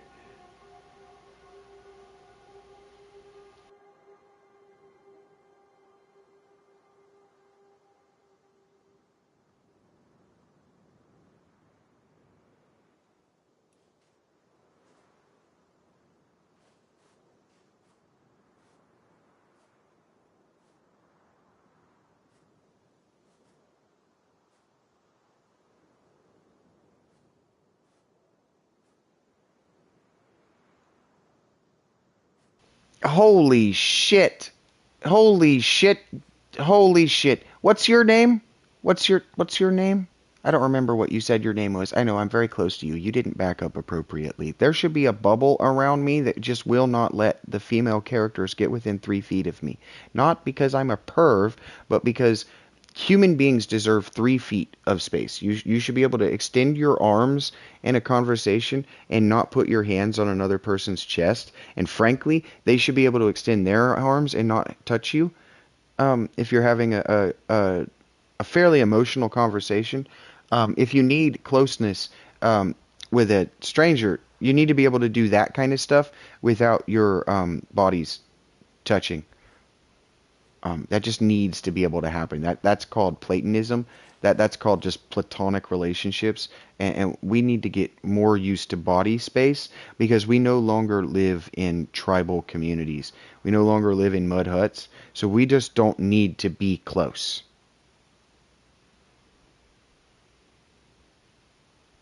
Okay? I understand you're both looking at me like I'm an American. Yeah, I know. But you live in paper houses. Paper is a very highly complex biochemical process to make. It requires a lot of refinement, and in order to make houses out of it, thank you for taking notes on this. It requires a huge, yes, factory process. She's taking notes on me, isn't she? Yeah. Okay, girls. Yeah. Yeah, that's real. That happened. I was trying to say, Argo's totally right about this. She's taking notes. Has wandered off track again. Is an asshole. Possibly racist. Certainly American. Not racist. Anyway. What's your fucking name? She's right. Argo's right. Argo's right. Canada McDonald's did the same thing. That's what I was saying in the 90s. You girls are definitely too young. But in the 90s, everybody played those games only half-heartedly. maintained everybody who was not particularly susceptible to advertising. Because remember, girls, remember, Argo, we were talking about that, how not everybody is insusceptible to advertising. Have you ever heard a double negative and just connected that it means the opposite? Okay. In English, right? You understand? Not unsusceptible means susceptible, right? So not everybody is insusceptible, right? Because you girls are, yeah, see, you can stand that close. If you two need to stem, you stem together. Correct. I am not immune to propaganda. Have not ever been immune to propaganda. Write that down. A double negative just means the opposite.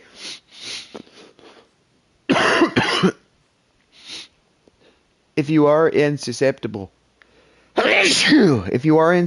my loves, that means that when somebody tells you a lie, you don't believe it. You just don't believe it. But if you are susceptible, if you are insusceptible, if you are not insusceptible, it's a negative declaration, and there is a valid there is a valid approach to epistemology. Epistemology is the study of what we know we know. You understand? And there is a valid approach to epistemology known as a negative approach. A negative approach to knowing what we know. And what I know is true is that not everyone is insusceptible. So it's easier to say that not everyone is insusceptible than to say that some people are susceptible, because a some people argument is the same sort of argument that I'm saying makes Donald Trump a dickhead. I'm not making a dickhead argument. I'm just trying to be as scientific, specific, and honest, direct in my language as possible. And sometimes when you're making an indirect argument, you also have to use indirect idiom. God damn, chick! It's not that big a deal, it's just a fucking double negative. Anyway, in the 90s, the savvy customer by the 90s had been raised by people who had been got over and over. The people come to me and they come to my channel and they'll say things to me like, before I got caught in here, they would say things to me like, well, you sure are doing that, but are you doing it well, and why are you doing it? And those are things that their grandparents would say to them when they found them playing in mud or poop, right? Just doing things that have no creative purpose, because they were taught in school in a way that their grandparents weren't, that spending any time doing anything that wasn't bothering the teacher, the what are they called? Daycare, or the babysitter, was time spent. And to the babysitter, the teacher, the daycare evaluator, these people, time well spent. And so then their grandparents would say, well, what you're doing sure is the thing that you're doing, but I don't know why you're doing it. They just kept the idiom because it hurt them. And then they spread it around. And so, in the same way, our grandparents had to, they just had to keep reminding our grandmothers that, nope, that's not a real product, that's bullshit. Nope, that's bullshit. That's why I get on the internet and I go, all these claims about RAM are bullshit. All of them are bullshit. You don't need more than 16 gigs. 16 gigs is $30. You're fine. You're fucking fine. And frankly, whatever it is now, 64 gigs or what everybody wants, I looked at a stick of 64 gigs. That's $100. That's how much 4 gigs used to be when I was building a computer 20 years ago. Fuck you, it's the same price for the same amount of power relative to the fucking software. Cope. The price doesn't actually change, the power does.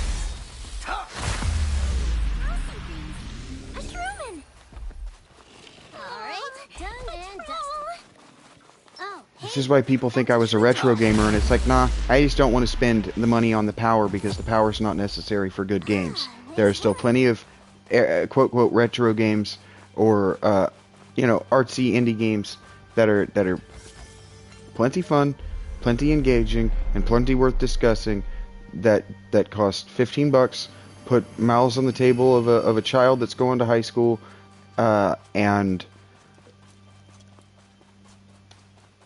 can run on a toaster. You know, Doom can run on a toaster, so people still play the original Doom, and I still people publishing. I just played Doom for the first time, and I'm gonna comment on it like I know fucking anything about being alive in the 90s. Still. And there's only something wrong with that if you don't also put in the time to just try to communicate with somebody who can remember the guy. Just try to remember that there is a guy who might watch this. Like, remember, you weren't here, Argo, but I was talking the other night about, like, what would you be like if you were a YouTube channel? And so, like, I'm talking to a future YouTube audience that, like, I'm a guy who, when he lived in a tent and was known as Phil Alitea, he still thinks of himself as Phil Alitea. And Phil Alitea's process is the process of remembering that sometimes when you're talking about a subject, there are people in the audience who actually lived it. So, like, when Doom came out as shareware, we didn't have the internet.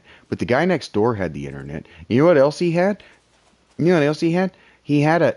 Oh, thank you for both looking at me when I asked that.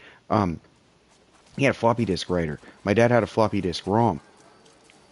And so he brought my dad a ripped copy of Doom. He brought my dad a burned copy of Doom that he had also hacked and unlocked. So it had all of Doom on it.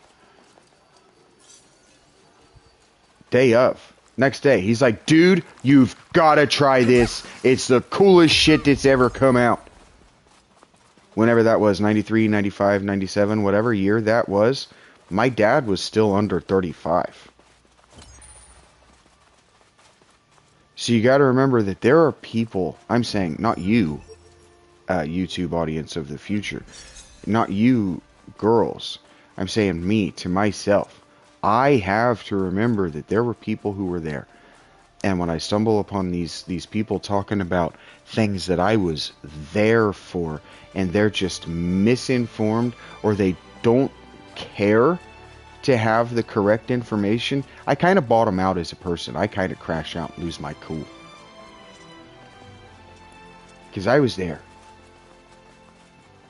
I was just a little kid.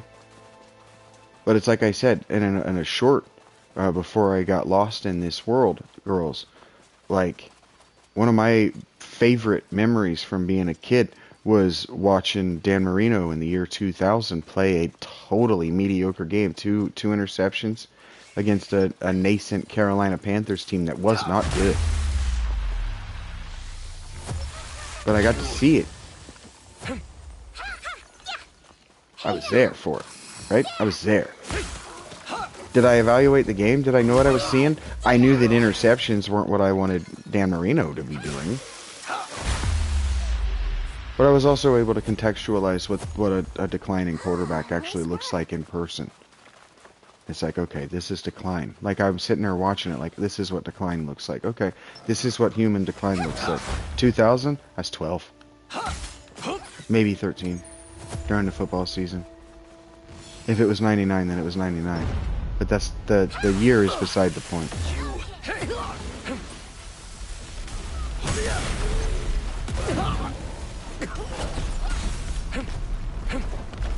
It's like I was alive for it, and I was informed, I was connected, I was paying attention. And so I get really upset at these college students and these people who want to pretend that reality is something, or was something, that it just isn't and never was. I get really upset. It's like I'm still in my feelings about seeing that guy. I used to watch his channel when he was just a "this is how you do sword fighting" guy. And then I see him talking about iron dominating bronze, and it's like, that's just not what happened. There just was no war where an ironclad, iron-armed army dominated a world army with bronze weaponry. It simply did not happen. Ooh, I just got stutter for the first time on the PlayStation while I've been playing it. I just got it to stutter. I want to look at something. Ladies, I'm out of character, sorry. I'm out of character for a second. Mr. S and I wanted to push this beast to its limit, and see if it's as weak as the corporation acts like it is, because the corporation acts like it's a serious problem. No, I have it on quality, and I just got my first stutter. And it was while I was swinging the camera around. I got 3 party members, and all of those enemies spawn teleporting versions of themselves, and I got a little bit of screen stutter. That's the first time, and this is more than 50 hours now. So, like, I woke up thinking this. I'm out of character now in Cope. I woke up thinking this, and I didn't know where to put it. But PlayStation might be pulling our damn legs about even needing a PlayStation 6. It's not going to have anything other than expensive ass RAM. It's not going to use because it doesn't have a fucking heat sink. They're terrified of these things catching on fire. And my producer, Mr. S, whom you guys need to do a lot more thanking, by the way. He keeps the fucking lights on. Literally, he keeps the lights on my computer.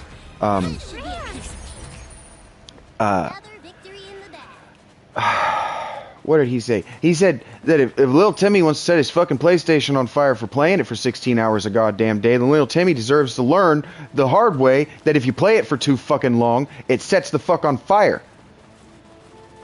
Over there.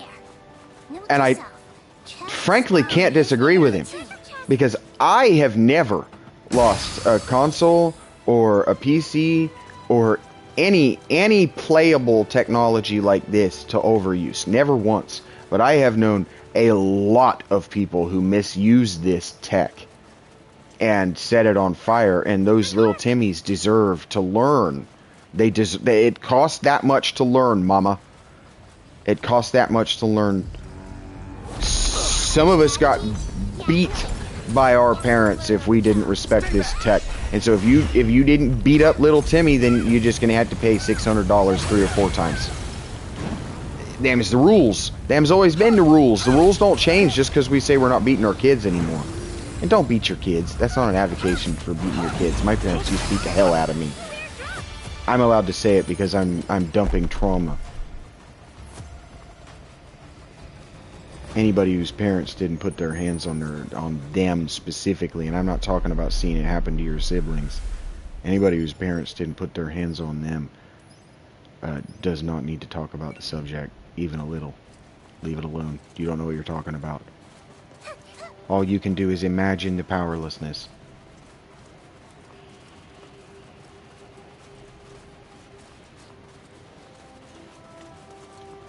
But living in genuine fear that you're going to get your ass actually beat for fucking up somebody's PlayStation. Like if it's your older brother's PlayStation 2 and you know better to be on here, or it's your granddad's computer, you know better. You just watched him turn your little brother inside out for putting a peanut butter jelly sandwich in the VCR. You know better. You go around pushing buttons and accidentally deleting shit, and then you come back next week and he's like, "Hey, fucker, you deleted my fucking game." You live in that fear moment, like, is he going to turn me inside out? Because you deserve it. You know you deserve it. That was a rite of passage in video games that is fucking gone. I think about it all the time on saves. All the time. What was I playing? Do you guys... we're out of character now. Do you guys remember when I was playing Wild Arms? I got a trauma dump. I gotta confess something. If you're out there, dude, I think your friend's name was Jeremy. If you're out there, dude, and this really happened, I am so... sorry. I think about this all the time. In the PlayStation 1, there were a lot of Japanese games that let you design what your save file looked like. And this dude had gone and he had made a pixel art version of the nerve from Evangelion. That symbol, the flag or whatever, oh my god. And it looked exactly right. And he showed it to me, and then he left the room, and I tried to close it. He asked me to close it and go into the game we were going to play. And I think I deleted it on the way out. And I have thought about that. Because I didn't say anything. I was like, surely hitting circle right here means no, because it means no. Surely circle means no. And I think that circle means accept, and I think that it also meant delete. And I was just a little kid, dude. I was in, like, 7th grade. And I think about that all the time. Like, there's a reason he didn't invite me over to the house ever again after that. Anyway, I don't remember what I was talking about. I just had to, speaking of trauma dumping. Over there. Ah, hell yeah, that's why we came up here. Spawn in this area too. Hell yeah, dude. Treasure chest. Hey, we're gonna... I don't really want to, because it's gonna spawn everything again, but we're way off base. It's gotta... It's one of these two. It's gotta be. So... We're way off base.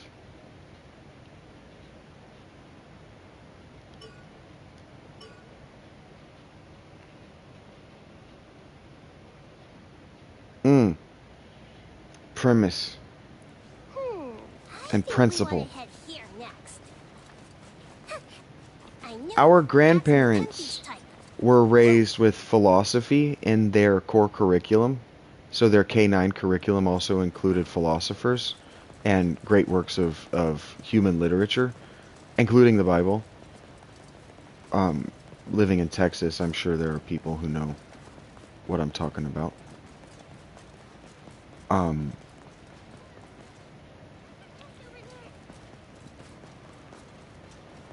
But they encountered great works of human literature, and most great works of human literature are actually people grappling with history's real problems, starvation, the slaughtering of armies, these things, like things that YouTube doesn't love when I talk about, and certainly that advertisers aren't friendly for. But I'm not here for advertiser money. It's there to be gotten. I'm here to encourage you to get it. Anyway. Just do it about something that you actually know about, and then maybe try the Shaggy method and know a lot about the context around it. Like, I hate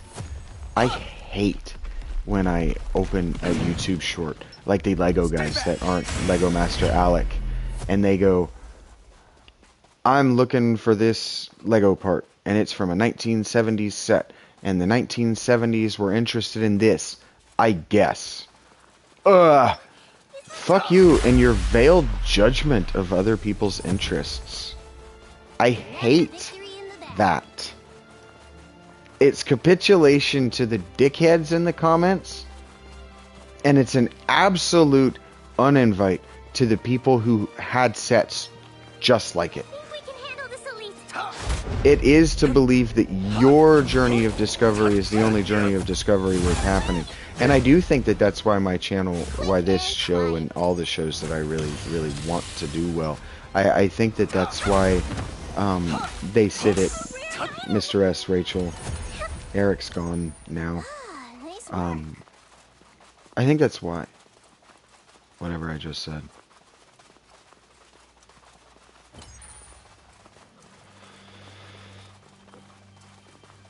But principle philosophically, principle means basically the first part.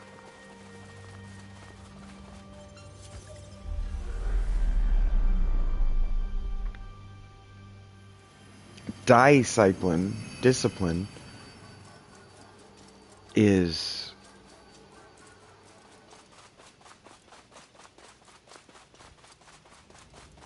teaching. And so the principle is kind of like the first thing you're taught. Like we talk about the principle at school, right? But we don't really think about principles. Certainly not philosophical principles.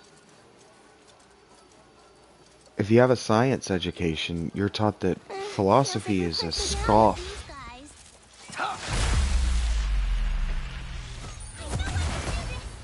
But your scientific principles you have to be firm, or you're not doing science. You're doing Chinese communism. You're doing corporate statecraft. But that's good enough. Like, you gotta understand, that's good enough for most people. Is it good enough for you? Maybe. This isn't your channel then. And that's okay.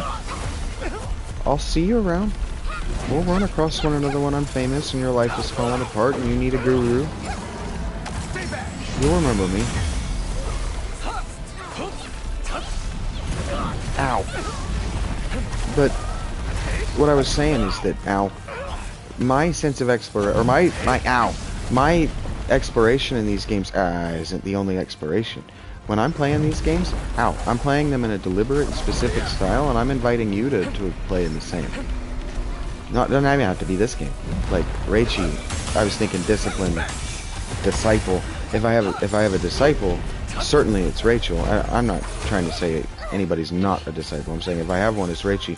She goes live and she takes the Shaggy method. She takes the well, let's just take it seriously.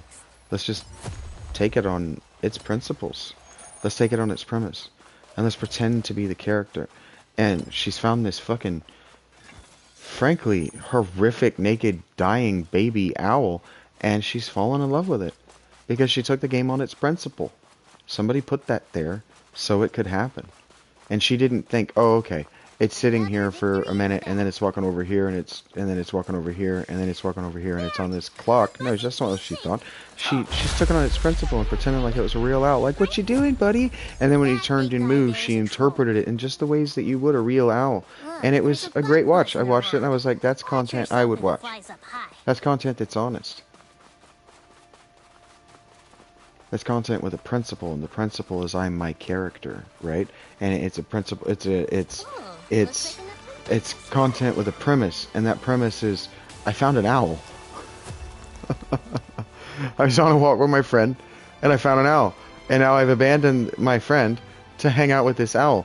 And what's more precious and watchable than that?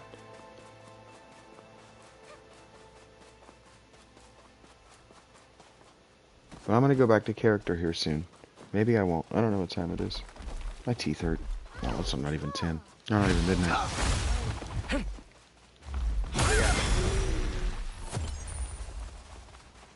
Alright, done and dusted. That lovely droning sound can only mean one thing. Wasp.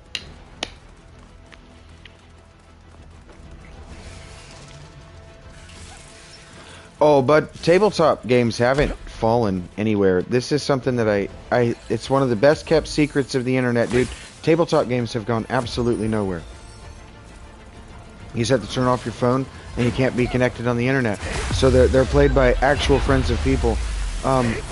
In every hipster part of every single major metropolitan city in the United States right now, there is a tabletop bar that is a bar downstairs and then tables upstairs to play, etc. tabletop games.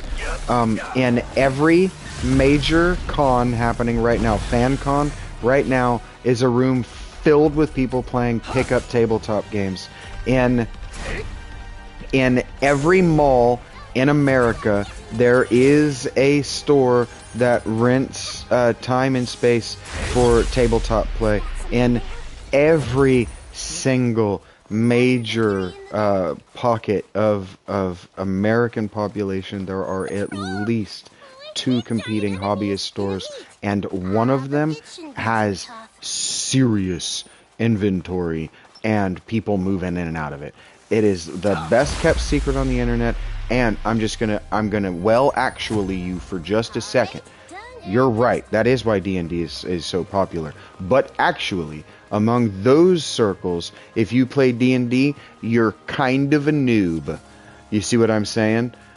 Tabletop is thriving, bro. I was inclined to unsubscribe from my favorite YouTuber, Master Builder Alec of Lego. Get at me that I like children's content, okay? I was seriously mistreated as a child, and I handle seriously heavy philosophical content at work. So in my free time, I like to see partially naked women and people doing kid stuff for employment. Because kids always need to be inspired, and I always need to be better at communicating. And Master Alec is an incredible communicator, but he made a video, somebody made fun of him for having D&D vibes, and he showed his D&D paraphernalia and his game board wall, and I wanted to die. because I used to own half of those games, and I've played a bunch of them. And the ones that I haven't were on my wish list, and it was just like, fuck, that's my life sitting on your wall. Why do you get everything that I have ever wanted? Why does God love you so much differently than he loves me? And that's how a child would react, so I just had to get over myself in the same way that I suggested everybody else try. Because it works, I can still enjoy Master Alec and just not think about his board game collection. Just think about how his girlfriend's probably not as pretty and awesome as mine, but that he loves her very much. And so maybe God didn't give him everything. Over there. We found a treasure chest. Anyway, it's not easy not to think in those terms at all times. That's why a lot of people spend time alone, and it's why a lot of people get into comments on the internet complaining about or getting mad about things that they don't fully understand to people who are talking about them cromulently. Because, oh, this guy can articulate it. He knows something I don't. I don't know how to ask good questions. All I know how to do is repeat things that I've heard other people say aggressively. And I have an empathy for that, because I was that guy.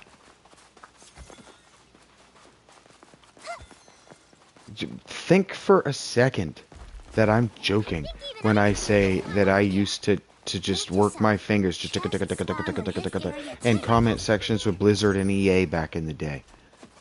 Think I didn't spend some portion of my day, instead of playing WoW, talking about why I wasn't playing WoW on their message boards. Think I wasn't. Rachel tells me all the time, what you should do is give up the YouTube thing and just get in Discord. Fuck Discord. Nice work. She's right. If I actually wanted these developers to hear me, I think we'll be okay. I'd need to go talk to them. Who's next? Another victory in the bag. But frankly, I'm just trying to play the game. And the premise of my playstyle is taking the game on its premise. Taking the game on its face, taking it at face value, taking it for what it wants to be. And what it wants to be is this grand, empty, thoughtful adventure that gives me a lot of room to put in an audiobook or do a live stream where I can talk about what I'm thinking about while I'm walking around in a universe that I'm trapped in. And these are my thoughts. These are the things I think about.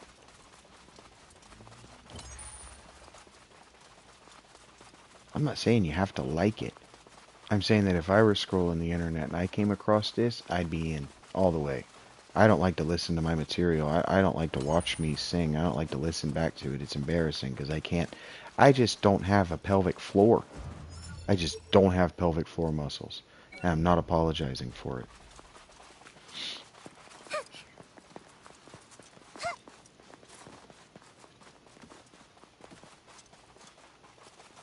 I wanted to be able to bang my hands on something and it sound like drums and actually get good at it. Where I could feel that I was getting good at it. I could hear it, other people could hear it. So that if I wanted to, I could get good enough that I could just do original compositions on top of it. Other people are allowed to have dreams. I've wanted that since I was a freshman in high school. Why am I not allowed to have dreams? It doesn't make sense to me. I get so resentful. It's like, why am I not allowed to have dreams? Why am I not allowed to have the same treatment that people demand? Is it because I have pathological demand avoidance? Because people demand that I treat them a certain way that I'm not allowed to receive the reciprocation?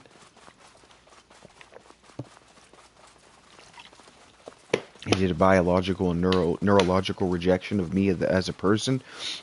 Don't we call that discrimination? Why am I not allowed to make a discrimination case against my neuroatypicality? Why am I not allowed to say that I've been discriminated against in the workplace? I'm discriminated at my workplace right now. I'm discriminated again in the sexual marketplace. I'm discriminated against in the social agora. Why am I not allowed to make that argument? Why? Because my skin is white? You don't know my upbringing. How do you know that I even had parents? How do you know I even have a worldview? And why? What would lead you to think that my parents had the money to give me a car when I was 16? That seems to be your primary gripe. That our parents had money and bought us things and loved us and weren't out fucking men who weren't our fathers. But that's the culture that your parents wanted and fought for. So if you're going to resent us for the culture that we wanted and maintained, what you're doing is being jealous and envious. And so I don't have to acknowledge or validate your argument. And so I want to know why my argument is invalid. Nobody will actually give me a good reason why my dreams and my wants and my arguments are invalid. Why? Because I'm me? Why, just because? That doesn't make sense. Why did Bill Gates why was he allowed to dream? Why was Martin Luther King allowed to dream? Why am I not allowed to dream? It doesn't make sense to me. And so maybe I'm just belligerent. Maybe the problem is that I'm just hard-headed, I'm belligerent, I'm stubborn, I don't know what my lane is, and I'm just being an ass. It's entirely possible. My mother would suggest the same. But because my mother would suggest it doesn't mean it's wrong. Like, my brother could not learn that. Just because people agree that he's an asshole doesn't mean they're wrong.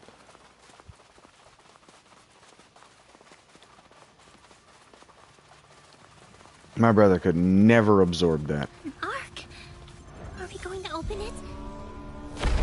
But that doesn't mean that you can absorb it either. About yourself. Like, looking inside is not easy. It's terrifying. You're always there. You look in there and it turns out you don't like what you see. You're always going to not like what you see until you stop that from being the habit. But that's, man, that's stoicism. That's cynicism. That's Plato. That's Jesus. That's philosophy, brothers and sisters. And so if your education doesn't include philosophy, frankly, like when people talk about, you need religion in order to make moral judgments, I don't know how you arrive at good judgments without philosophy to back you with a good life argument.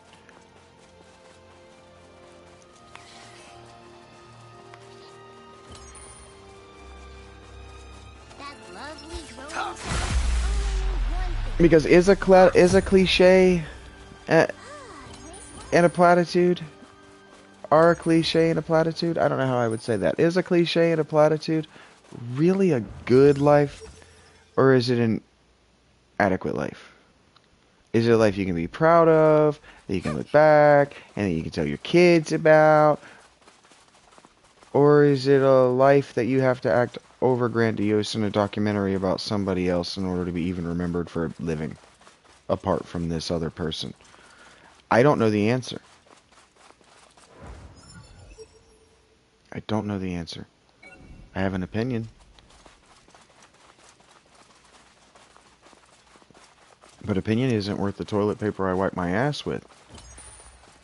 No matter what 2020 tells me about the value of toilet paper. I bought 4 rolls of toilet paper for the annuum. You guys are just living wrong. Literally wiping your ass with money.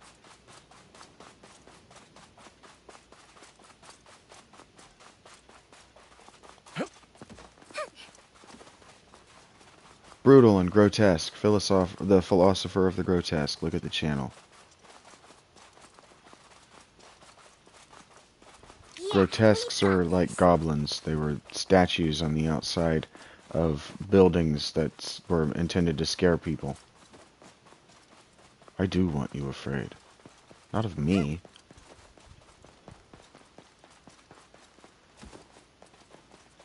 Scared people make smart choices. You should be afraid. The end is nigh. Why hot bidet? Well, that's what rich people use. But the rich people use a bidet because water is effectively free and you don't have to replace it. There's no maintenance cost involved. shit. I don't have any heals. It's time to go. It's time to go, girls. It's time to go. Girls! Fuck.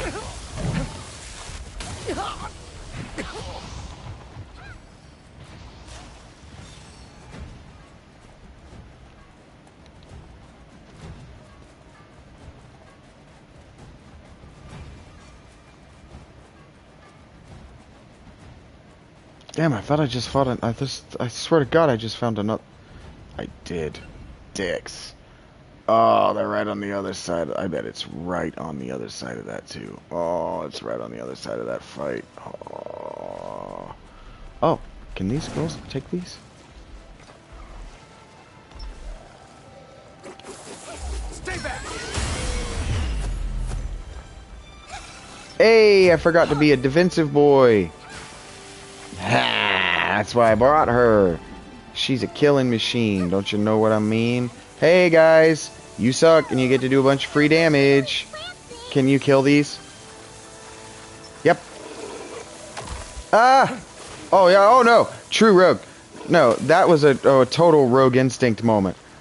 I ran into a fight, got surrounded and said, alright, fuck you guys, I'm out.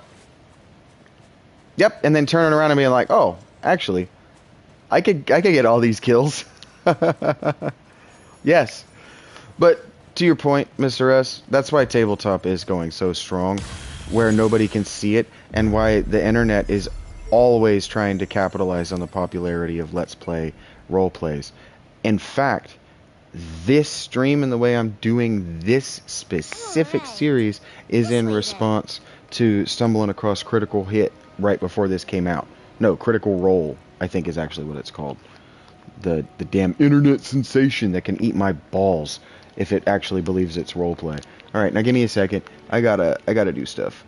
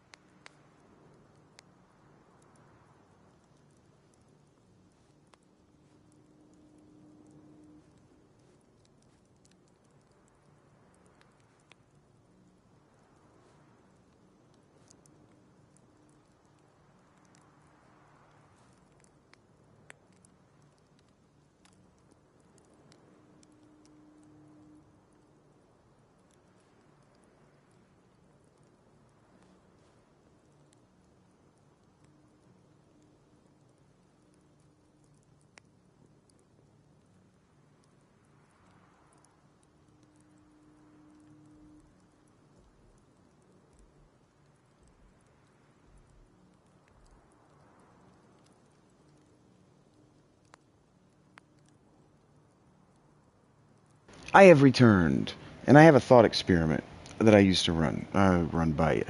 I used to ask the question, and I have, in fact, made a song asking the question, why do people like this? Why was it made? Who's this for? Right? Things like that. And instead of just dismissing it at the question, if you can ask the question doesn't mean dismissal. Something I get very upset with dudes we want to play private investigator on the internet, that asking the question seems to be the good enough for them really upsets me. Asking the question is the beginning. Science. First thing you do. But trying to answer it. Why do people like this?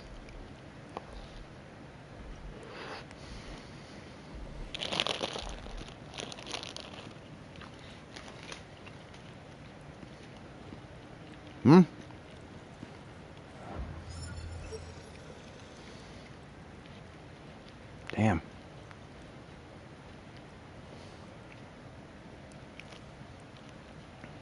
Alright. That didn't give me very much information at all, did it? We're punching down with these guys. Huh. We are, Argo, but that's okay. I got my ass kicked earlier.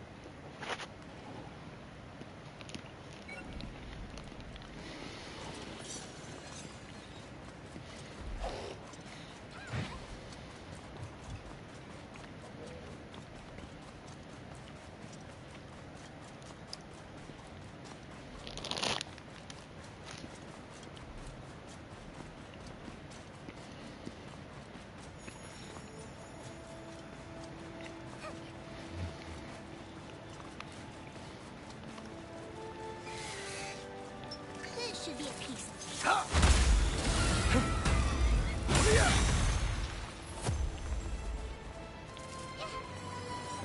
Which one's that, buddy?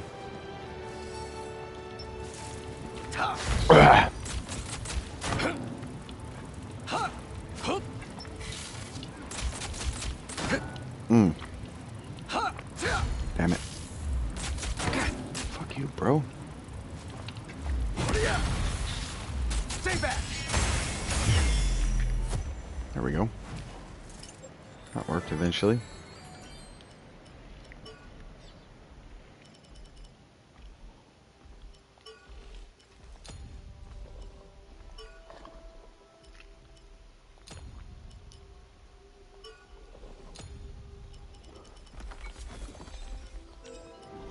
Oh, yeah.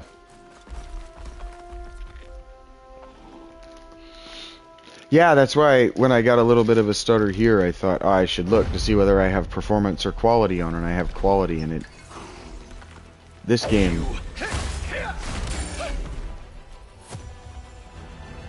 Yeah, for sure. Nice work.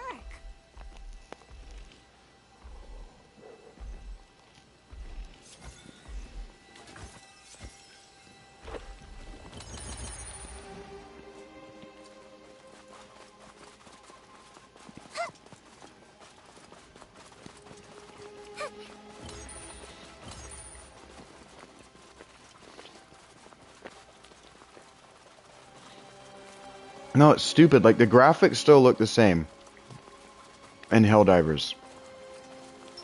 I'm really trying not to talk about this all day, but the graphics are the same. But let's see if I can get a good landmark. That big guy there's a Okay, troll. yeah. Here. Anything beyond about... Okay. Fucker. Yeah, we've got this. How are you unerring in your aim? Another victory in the bag. Anyway, anything beyond about this pillar right here in the ground, dude? Unless it was, like, a fabricator, I couldn't see it. Enemies further than about that, couldn't see them. And then the rock over here in the distance, that's about as far as I could see a fabricator. Dude, I'd be inside the bases. I'd come running around, and it would be like, oh shit, that's a fabricator. Like that. Every time. Yeah. Yeah.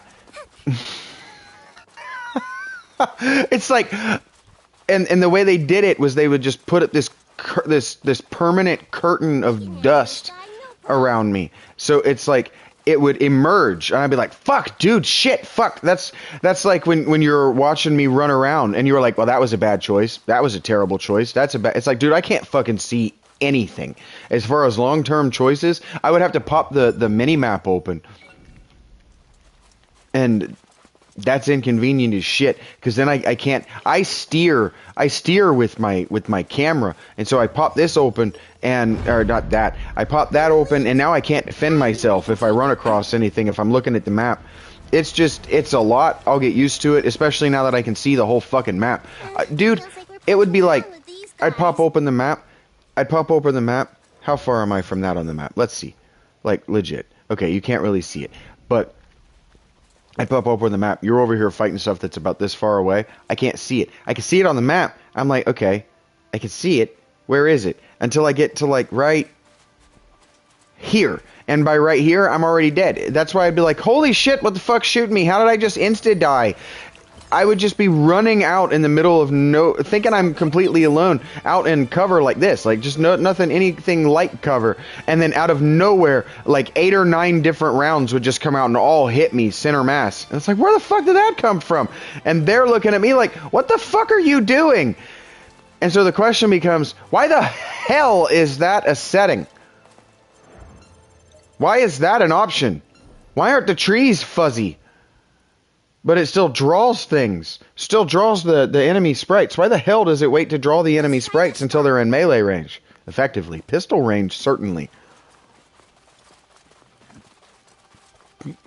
It made me look like an incompetent ass who was either trolling his friend by playing badly on purpose, or who had been lying to him about damn near 40 years of video game experience.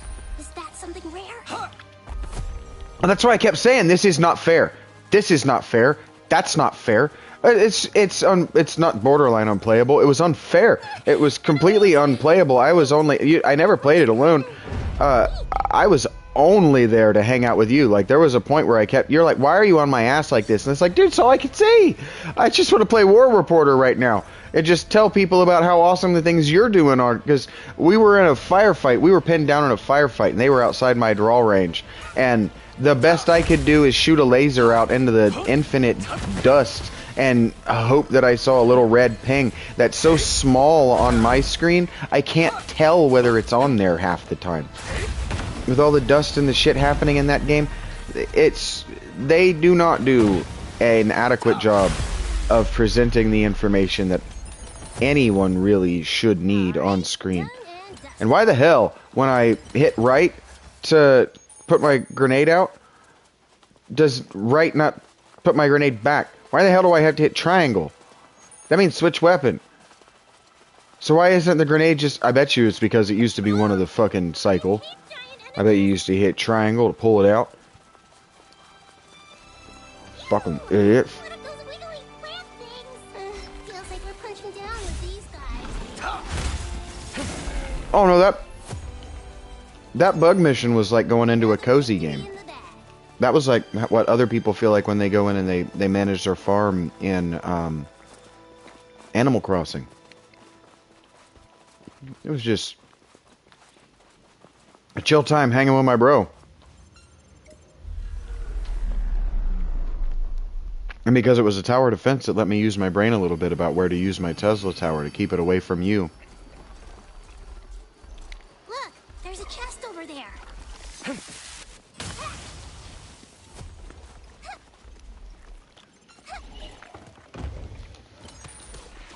I knew it.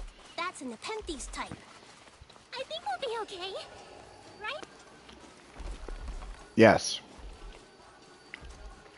But again, to your point, I want to really stick to your point about D&D. Tabletop is more popular than you think. But to your point about the popularity of D&D, D&D remains popular because anybody can play it with any playstyle, with any amount of history and playing anything. Because all it asks you to do is make decisions based on your skills, your tools to get, your tool set of your decision-making tool set at your pace with the guidance of your friends. Yeah. Yeah, we've got this. Mm-hmm. So tabletop still rules the roost. It may not make as much money, but gamers, like kind of how you know, there are professional sports. I'm not saying they're professional tabletops. You want to play the Masquerade? I have no interest, but Call of Cthulhu would be fun.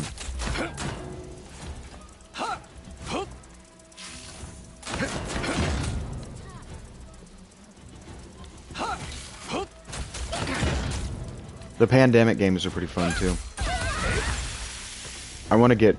I know I'm way behind decades now, but I would love to have a stable Settlers of Catan group to play with. This should be a piece of cake. I once played a 20-player game, It's in appendix. or I had this. The board was so huge. Go ahead. It was awesome. We can handle this guy, no problem. There were a lot of people who lost on the first turn, but I was competitive. I was winning. It was fun. There's a Shrooman on its way.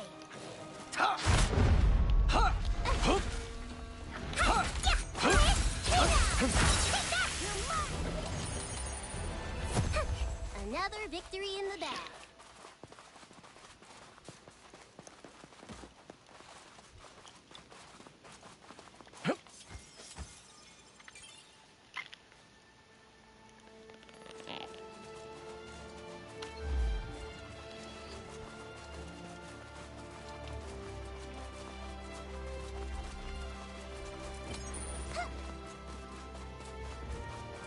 This should be a piece of cake. Pretty sweet. Something I haven't talked about,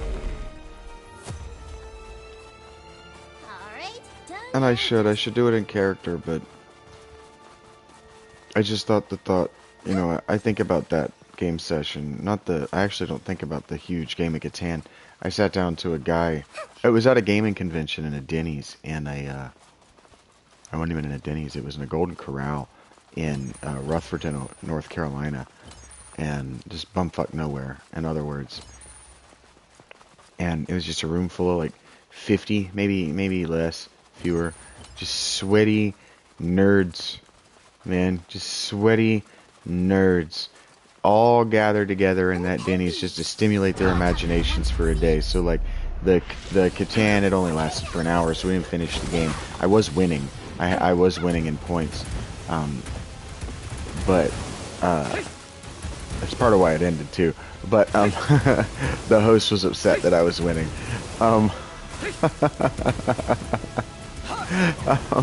But we played this tabletop game. It was a D20 rule set that this guy had made, and we were just doing this little roleplay adventure together as time cops or whatever thing he had come up with, and he was just running the little campaign. We did that for an hour too, and I think about that all the time. I think about it all the time. Just a bunch of sweaty nerds who are just trying to stimulate their imaginations, man. Just trying to stimulate our brains Victory in the bag. for a day, you know, with one another, with other people, because it's so hard to do that actually, unless you're a professional. And so on some level, like the professional D&D players, the professional role players aren't the voice actors on Critical Role. They're the writers of your favorite TV show.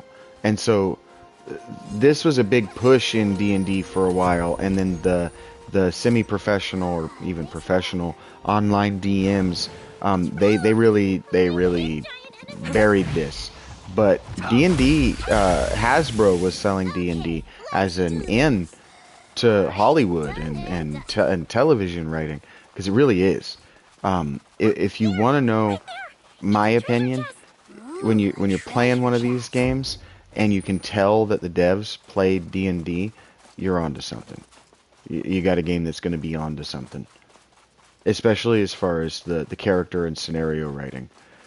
I almost made a short about it today, but I clicked into a video that we need to talk on the channel about the difference in thumbnails and titles, because thumbnails are misleading and titles can change, but the thumbnail doesn't.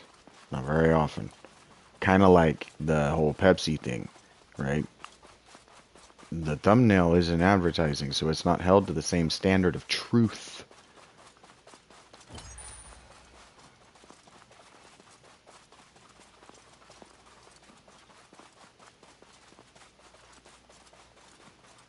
But yeah, tabletop, the people who played tabletop, especially the people who really played and really nurtured a lot of different characters, those are the people who, those people tend to go on to be important people, actually. They do. They tend to be versatile people. People who can think on their feet. People who have imagined, they've done the mental reps. If you know sports, they've done the mental reps in a lot of different life situations.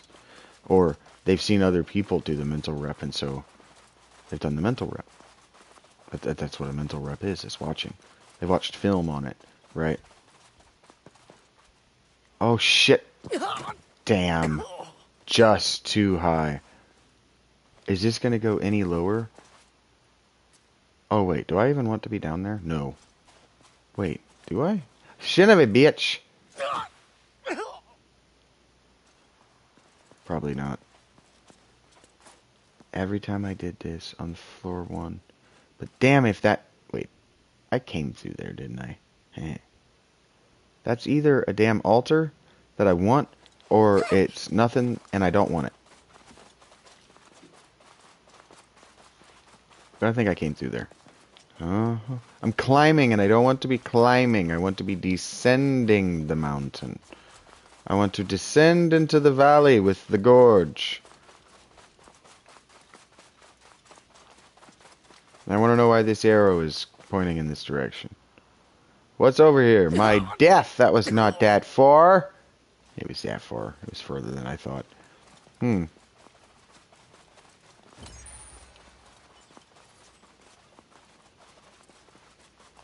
You ever been lost before, ladies? Not always trying to grandstand, man. I just have big feelings. I came across this DM, professional DM on YouTube, giving advice to other DMs for. That's a niche / community I can't wrap my head around. But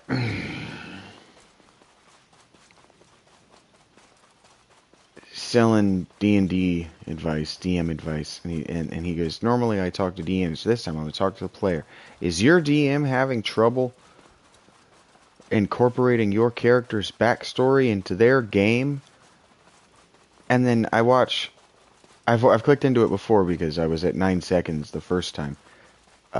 This time when I clicked in, and so I made it about 9 seconds in, and I'm just like, I can't watch this.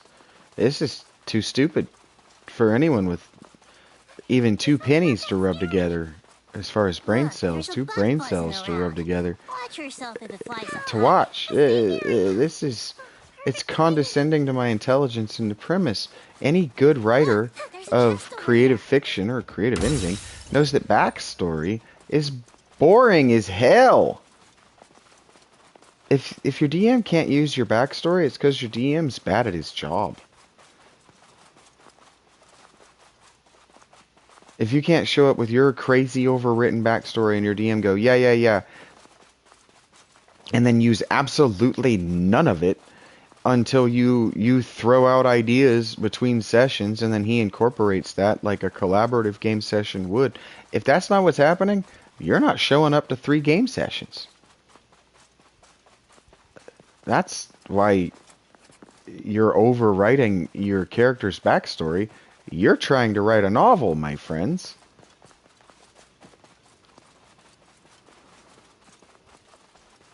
Just write the novel. Don't even worry about the D&D table. Write the novel. And use the D&D table as an opportunity to slim down your character concepts as far as possible. D&D works at its best when it's ultra simple, ultra slimmed down. Having all these elaborate, like super elaborate backstories, that's just boring power fantasy, man. Your character needs to have a what they did, who they think they are, what they want, and then they just need some memorable icon so they have a good figurine.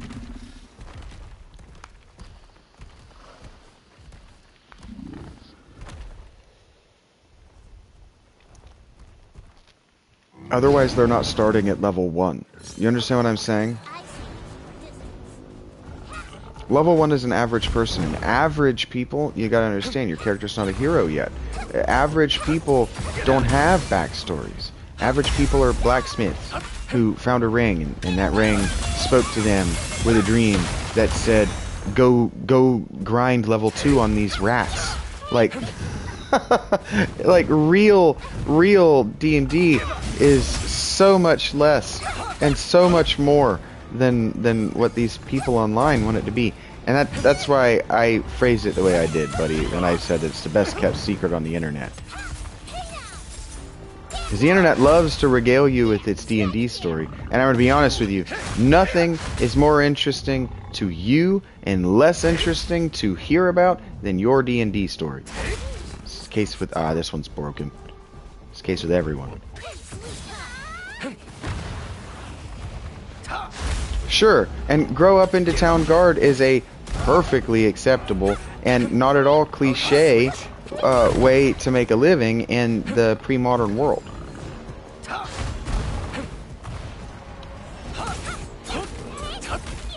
I think this one's broke. It is. We can't progress this one, girls. We have to give it up. Or let him kill us.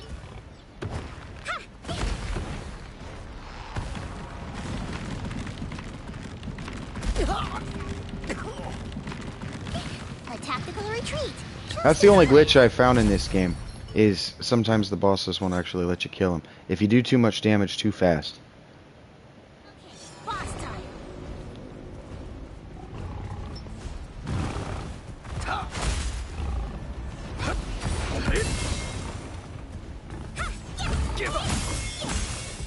I'll fight on my own terms. Yep, yep. There, smack it. Yeah, take it down. Got it.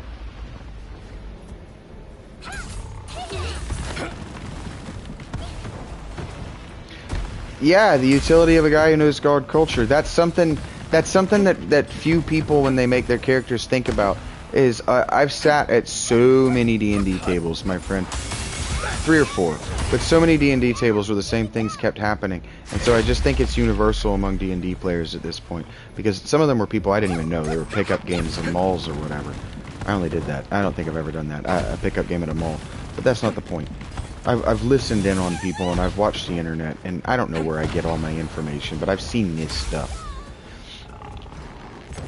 And people, they make all their skills and stuff, but they forget about their knowledge, like what their characters would know. And so, like, that's why I like rogues, because rogues come with that special language usually. Thieves can't. Where like if you're playing a rogue, it's kind of expected that you're playing a character who at least wants to be thief adjacent. And so you know people, and you know things, and what you know is your currency, and on some level it's what people know about you. And so you don't even need a backstory for that, you just need to know stuff. And so a lot of people think about, they rely on the DM to tell them what they know with a knowledge check, instead of thinking about investing in their knowledge skill as, like, character development. Personal development. It's weird to me.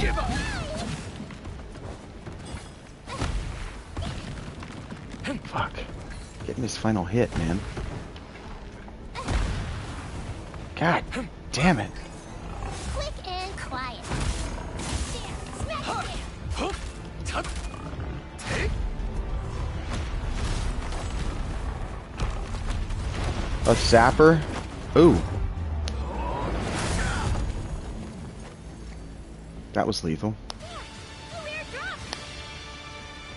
Whoa, rare drop. Heck yeah. Let's go, girls.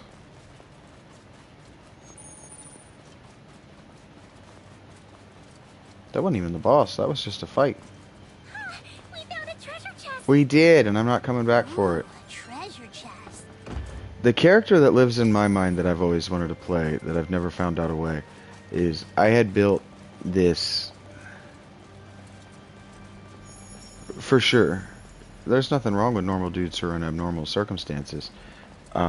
I like the idea of just drawing up a normal dude and seeing what the DM is going to do to you or with you. That's a fun and immersive way to play a game.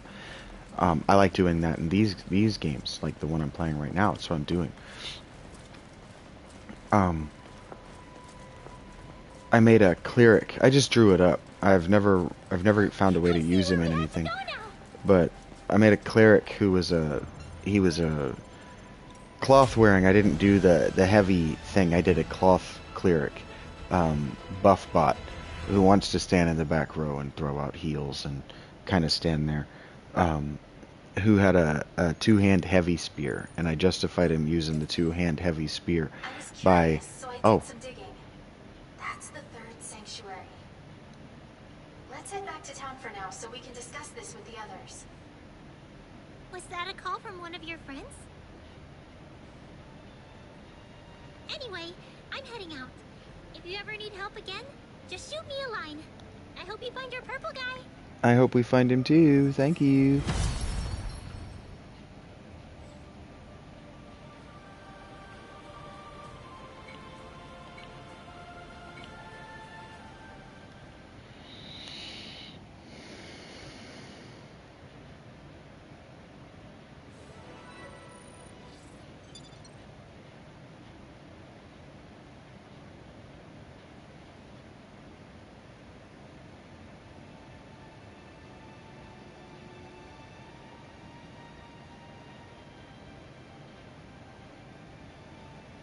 Give me just a second here.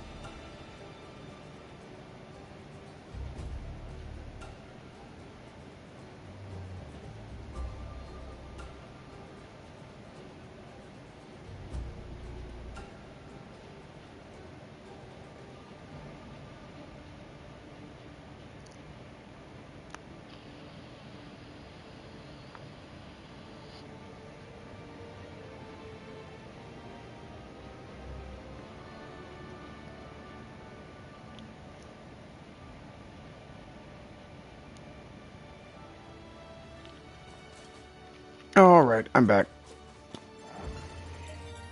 Someone just challenged me to explain the plot of all of the Kingdom Hearts games, and so I said, okay. Two boys are in love with a girl. The older of the two boys makes a questionable decision to earn her approval. The girl is now in peril. Sora, our hero, must rescue her. That's the plot of all three games. Now, if you mean the meta-narrative of all 8 or 9 titles or whatever, it's probably closer to 13 titles at this point. No, I'm not doing that. Good timing. I've got something I wanted to ask you. Do you have a minute? I'm doing quests to get my level up. And one of them is about dealing with a giant monster sighting. I don't know whether I should accept it. This is one of those monster slaying quests, right? I'm doing my best to get better at combat. But the thought of fighting a boss scares me. So, would you mind helping me out? If you're not busy, that is. I can wait. Okay. Just let me know. Anybody who wants to argue that the whole Keyblade and the Kingdom Hearts and the bad guys and all of this is plot don't actually understand what plot is. The plot is the plot of ground in which the story is seated. The plot of ground in which the story is seated is Sora and Kairi's relationship. Kairi is in trouble. Sora has to save her. That's the story. All of the meta-narrative about him having to pull himself back together because of his sacrifice in order to rescue her in the first place, and then all of the stuff about the bad guys and all of their plans and their plotting. None of that's plot. All of that is meta narrative. I'll explain the details I have about the quest. A large monster appeared in the mountains a short distance away from Hornka Village, and the mayor asked me to take care of it. A few villagers have seen or heard it in the surrounding area. The monster is lurking near places where children gather, and people go to collect herbs. If we let this go, something bad could happen. We need to figure out what kind of monster it is and defeat it. So, I thought we could start by heading over to that mountain there. What do you think? Okay. Thank you so much for helping me. I mean, really, and then if you want to really simplify Kingdom Hearts meta narrative, it's just Gnosticism for beginners. It's just Disney's first Gnosticism plot, or Gnosticism story. Like, get over yourselves, guys. It's really not that complex. It felt good to fight alongside another person. Shit. I'm still not used to fighting. Mm-hmm. With someone else by my side, I felt like I could take on a boss monster. You could. Shut up, kid. Don't worry. I still know my limits. The quest said to defeat the boss, if possible.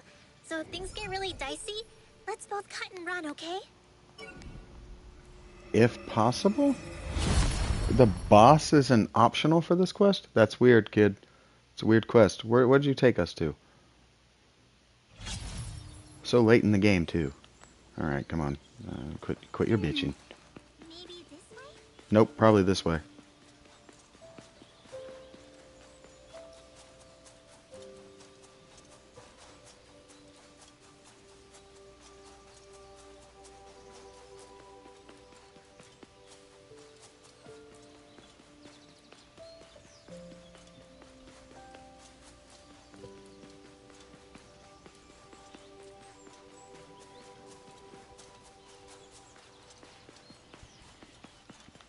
Like, wanting to be confused about the handheld games is moderately annoying to me, because, like, 2/3 of them are just retellings of the first two games' stories, from different perspectives and with different gameplay mechanics, because they're handheld and mobile games. Not being able to look past the mechanics to see that it's the same story, it's kind of upsetting, because I was moderately upset that they didn't trust us enough to tell original stories between numbered entries. This is why they weren't secure enough to tell original stories between numbered entries. And then they made the mobile games that didn't seem like they would have stories in them, and they put stories in them, and then they've made those stories inaccessible by making them overly accessible. And it's like, look, I get it. I get it. We didn't play it. I didn't play it. Sure shit, I wasn't going to play it at the time.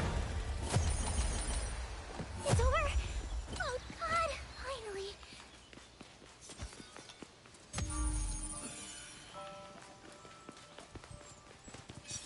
And so they make, like, some of the cutscenes available in the remixes.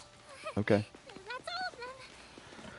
They make it difficult to watch, and then it really brings home how repetitive. Watching those really drives home just how repetitive actually the scenes, the storytelling, the narrative, and then how small actually the plot really is.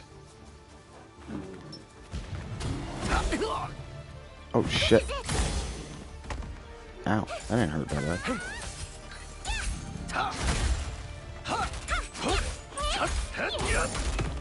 But this is, like, that's an example of what I was talking about.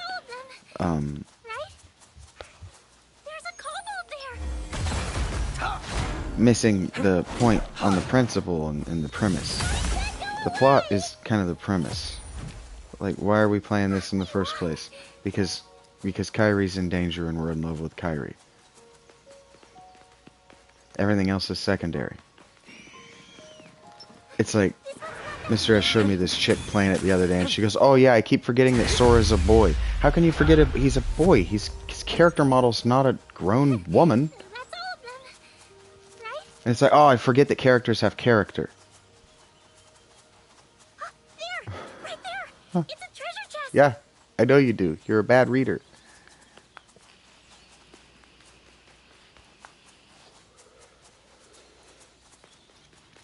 And the irony is that she's wearing cat ear headphones, pretending like she has a personality. Like, this is where media criticism is, and then people tell me that maybe I'm not as good as I think I am at media criticism. And it's like, maybe you're not as specific as you think you are. Maybe your lack of specificity makes you impossible to communicate with.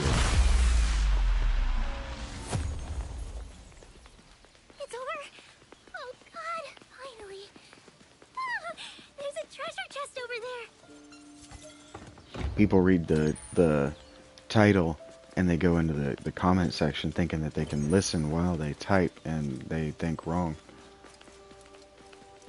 You can't do two things at once, well, let alone three things. That's why their sentences, their paragraphs, I mean, there are a few examples up on my channel right now if you don't know what I'm talking about, but that's why their sentences always become rambling and incoherent, and why they're never sequiturs. They're always non sequitur.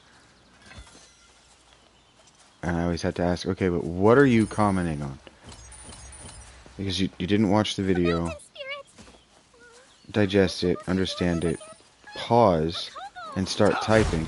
You heard a word or a series of words and you started reacting. And then you didn't have a thought already. You didn't already know what you were saying, and so you sequitur, non sequitur in this case, to something totally irrelevant. And then you go, well, it's my right to comment here. And it's like, yeah, it's my right to ask you what the relevance of your comment is to what I did. You want me to take you seriously, so I ask you, okay, seriously, what's the relevance? And you have to acknowledge that you don't remember, because you're not scrolling up. You know, it's been hours, sometimes days. Guys,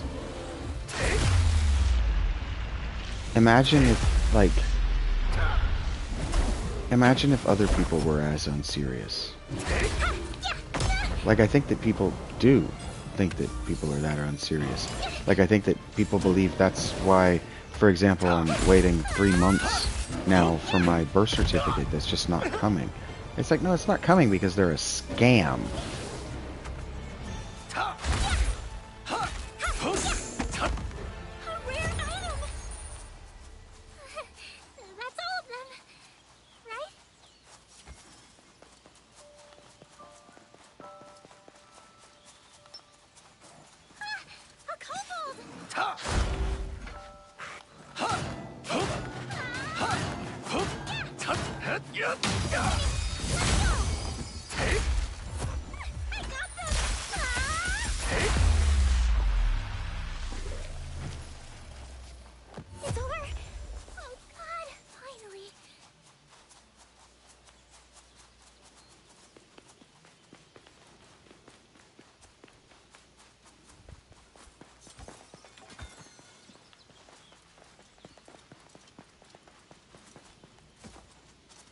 No, that's how I got here. Damn it! Well, what the hell's up here? Bing bong. And so it's just, I'm just advocating for literacy. I'm just advocating for consumer literacy. Watch whatever you want. Don't watch me if you don't want. I don't want all of the viewers. I don't want to be Mr. Beast. I just don't.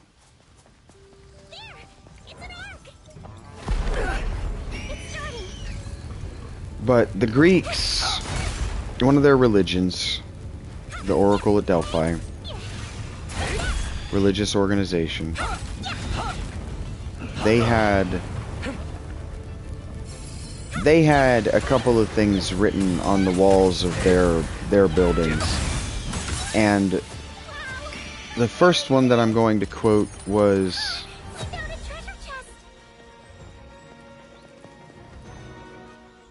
"The unexamined life is not worth living."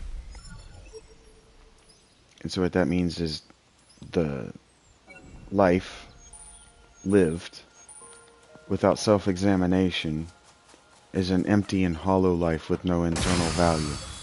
You won't love yourself, and if you can't love yourself, you can't love anyone else. If you can't love anyone else, you can't You just can't properly participate in either civilization or a loving relationship. You just can't. And then the other that they wrote somewhere in their building was one that later became famous because of Shakespeare. To thine own self be true.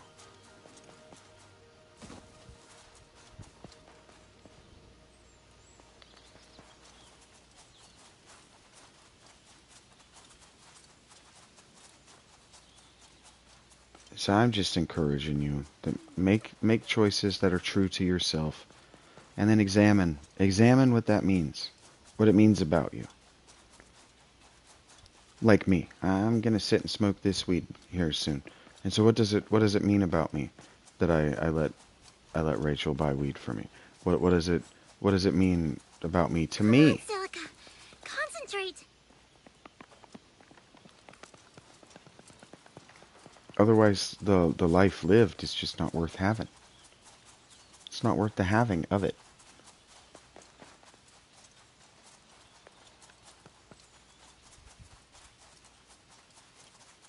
That's what our ancestors said. I've spent my life in a sort of yeah attitude, especially as regards authority figures.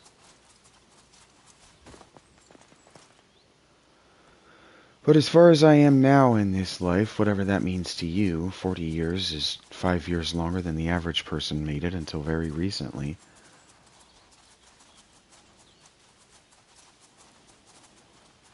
I have no reason to conclude that they were wrong. It's okay to take a rest.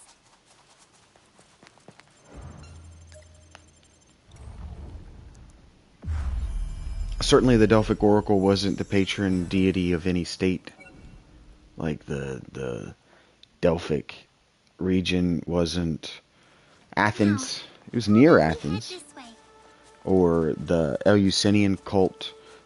It was near Athens, and there was certainly a pilgrimage, tourism trade, right? But Delphi and Eleusis, or later Troy, not later Troy than the Iliad.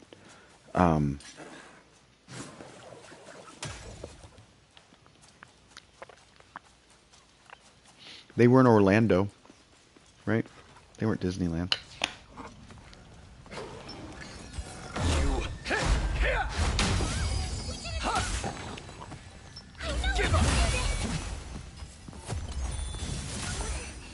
This is getting difficult.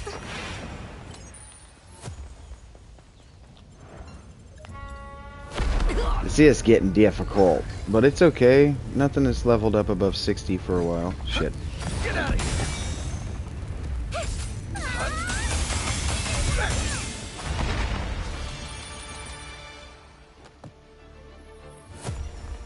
Sweetheart, I think you're good.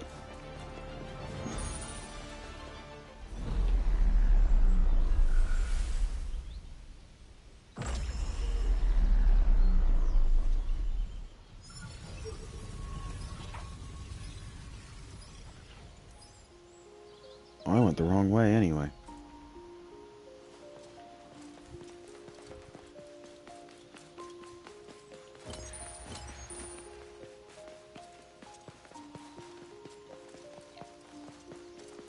It's like,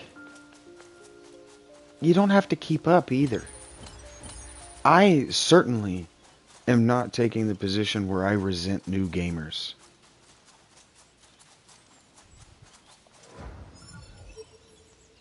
It's always someone's first time. And that was the core of my argument, really. Like that's where I was trying to land with my Kingdom Hearts video anyway, was that Kingdom Hearts fans don't actually like one another just for being Kingdom Hearts fans. Kingdom Hearts fans don't actually gather. Kingdom Hearts fans are deeply insecure about their Kingdom Hearts fandom. Come on, Silica. Concentrate. It's like I used to wear these Kingdom Hearts socks everywhere I went, and I would roll the cuffs of my pants up so that you could see that the detailing or the thing that I was doing to show off my unique personality in my clothes, I would wear plain tops and colored khakis that matched the Kingdom Hearts socks, so that the socks were the thing that popped on the outfit. And chicks liked it and were like, "Oh, what is that?" I'm like, "Oh, it's Kingdom Hearts." They're like, "What's that?" I'm like, "Oh, it's a video game. You'd like it, but I don't know what that is." Yeah, we're not going to talk about it. It's whatever. But the dudes who saw it and recognized Kingdom Hearts would all give me a, "Oh man, you're cooler than I am" look, and they wouldn't say anything. And "Oh, you know Kingdom Hearts?" "Yeah."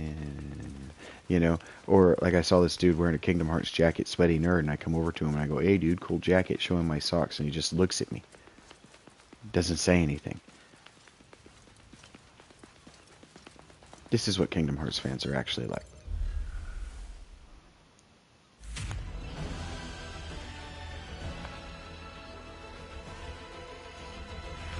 Or like during COVID, I saw this couple out in the wilderness. They were at a Kroger, and they were wearing Good Mythical Morning I've been shirts. walking for a while, and I've only seen small monsters. No sign of the big one we're here to hunt. Ha! Maybe we need to That's try hunting hilarious. slow. Like use a specific skill or something. After I spent all that time preparing for battle, this feels a little anticlimactic. Well, actually, it's not like I was spoiling for a fight or anything. I'd really be happy to finish this quest without getting into any danger. Anyway, let's head back to the village for now and report to the mayor. Maybe we'll get some sort of hint. That's funny. I just got an email an hour ago that my birth certificate is in fact in the mail. Ha! It just shipped. Tonight, 11:30. That's funny. But, hey, whatever. No trace, you say? Well, I appreciate you looking regardless. To be frank, I can't say for certain that I've ever seen the beast.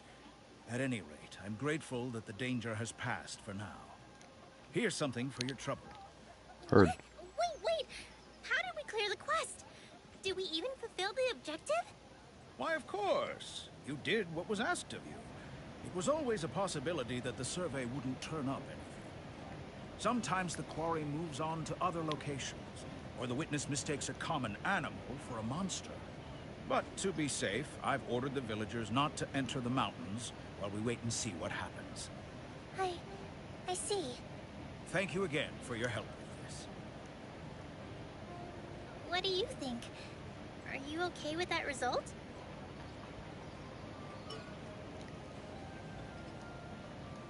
Well, I suppose it's up to the quest giver in the end. If they're happy, we should be fine with it. Facts. To be honest, it makes me a little uncomfortable. But that's all we can really do at this stage. Let's disband the party for now. Yep. I don't know why it makes you uncomfortable. He's paying you for a job completed. That's how adventuring works. Silica, sweetheart. Teenagers, you know, it's like some of them forget that they're in a video game. So they buy into the principles so hard that they've lost their core personalities on some level. That last quest. Actually, there's something I wanted to ask you. What would you say to partying up again? It's connected to the quest we did last time. I was curious, so I went back to Hornka, and there've been more sightings of the giant monster. Maybe the monster will actually show up this time. So I'd really appreciate you coming with me. If You got it. That is. Whenever you're ready, just let me know and we can head there together. Okay. I did accept the quest.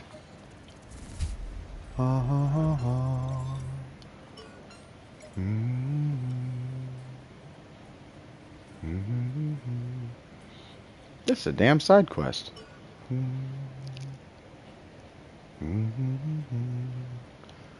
With any luck, we won't have to explore much in this zone and just go right to it. Partner up with me again? Hell yeah, dude. Wow, thank you. So the quest is basically the same as last time. We investigate the monster sightings and eliminate it if it shows up. But this time, we're going to a different location, the forest. I guess the monster left the mountains and ended up there. We have to get something this time. It would be embarrassing to go back empty-handed again. Either way, we'll need to do our very best, okay? Okay, is the monster the Mothman? Boom, boom, boom. Boom, boom, boom, boom. Boom, boom, boom. Boom, boom. I think I'm getting a little more comfortable with fighting. Monsters still scare me, though. Especially bosses. Animals I'm fine with. In fact, I quite like them. I even have a cat IRL. I just wish there were less monsters that look so creepy. Heard. Let's go, kiddo.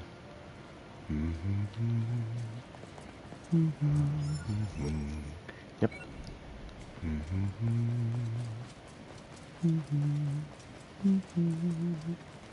You ready? Now, to the boss. Yep. Or maybe not. We came all this way and there's still no trace of that giant monster. Did we complete the quest again? I guess I can't complain. It's nice to get some XP and loot without having to fight anything. But still, It's just a video game. maybe this is just how the quest line's supposed to go. Maybe. Well, there's no point in guessing. Let's go and report back to the mayor. Heard. Oh shit, that was the easiest quest we've done yet.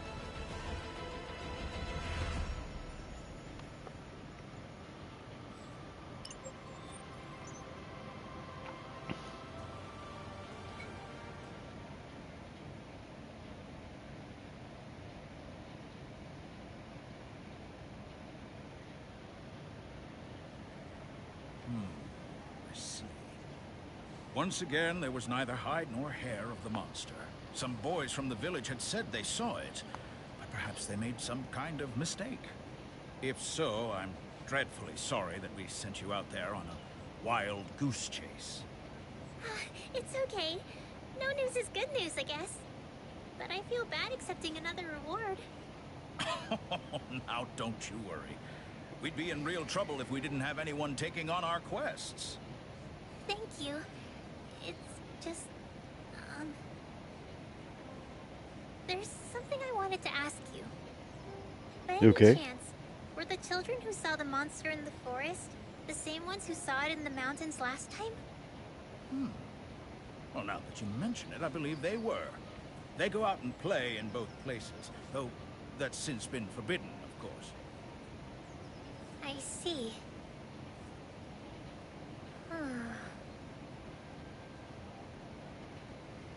The kids are making it up. Sorry. I was just thinking. I may know what's going on. Anyway, that's all for now. I hope we can team up again soon.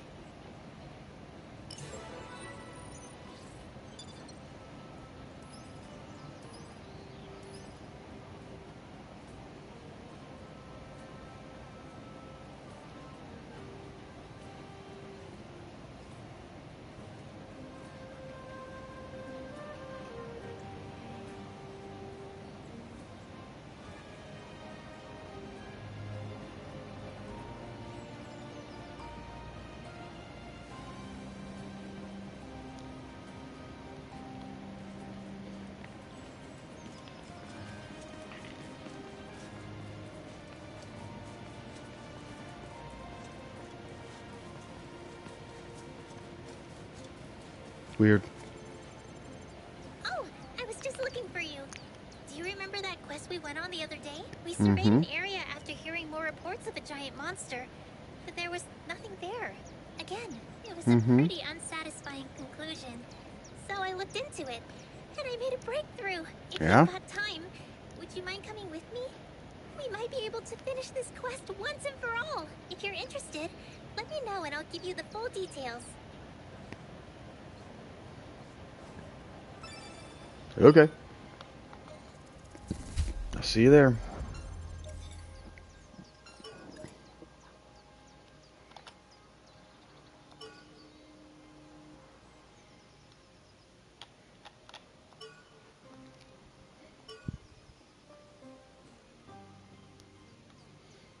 So I realized something. Yeah? It's not a monster roleplaying quest. It's a mystery we're meant to solve. We need to find the secret behind the giant monster. Okay. The 2 boys in the village are the ones who hold the key to the whole thing. During both sightings, they were the ones who reported seeing the monster. They're hiding something, I know it. So I thought I'd ask them, but I just saw them both sneaking out of the village. So, how about we follow them? Thank you. Alright, let's get moving. They were headed for the mountains. That's where we went on the first quest before the forest. I bet they'll come clean if we catch up to them. Okie doke.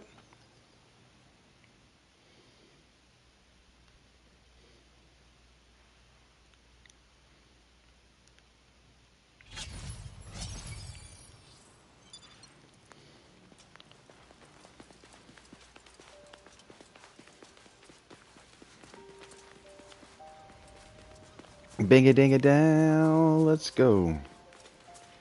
Get it done. We got Humpty Dumpty and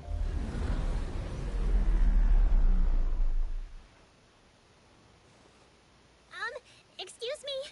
Whoa! Who are you? Wait, you're the people the mayor hired to check for the monster, right? What are you doing here? That's exactly what we wanted to talk to you about. I'm sorry for following you like this, but, that's the monster, isn't it? Aww, it's so cute.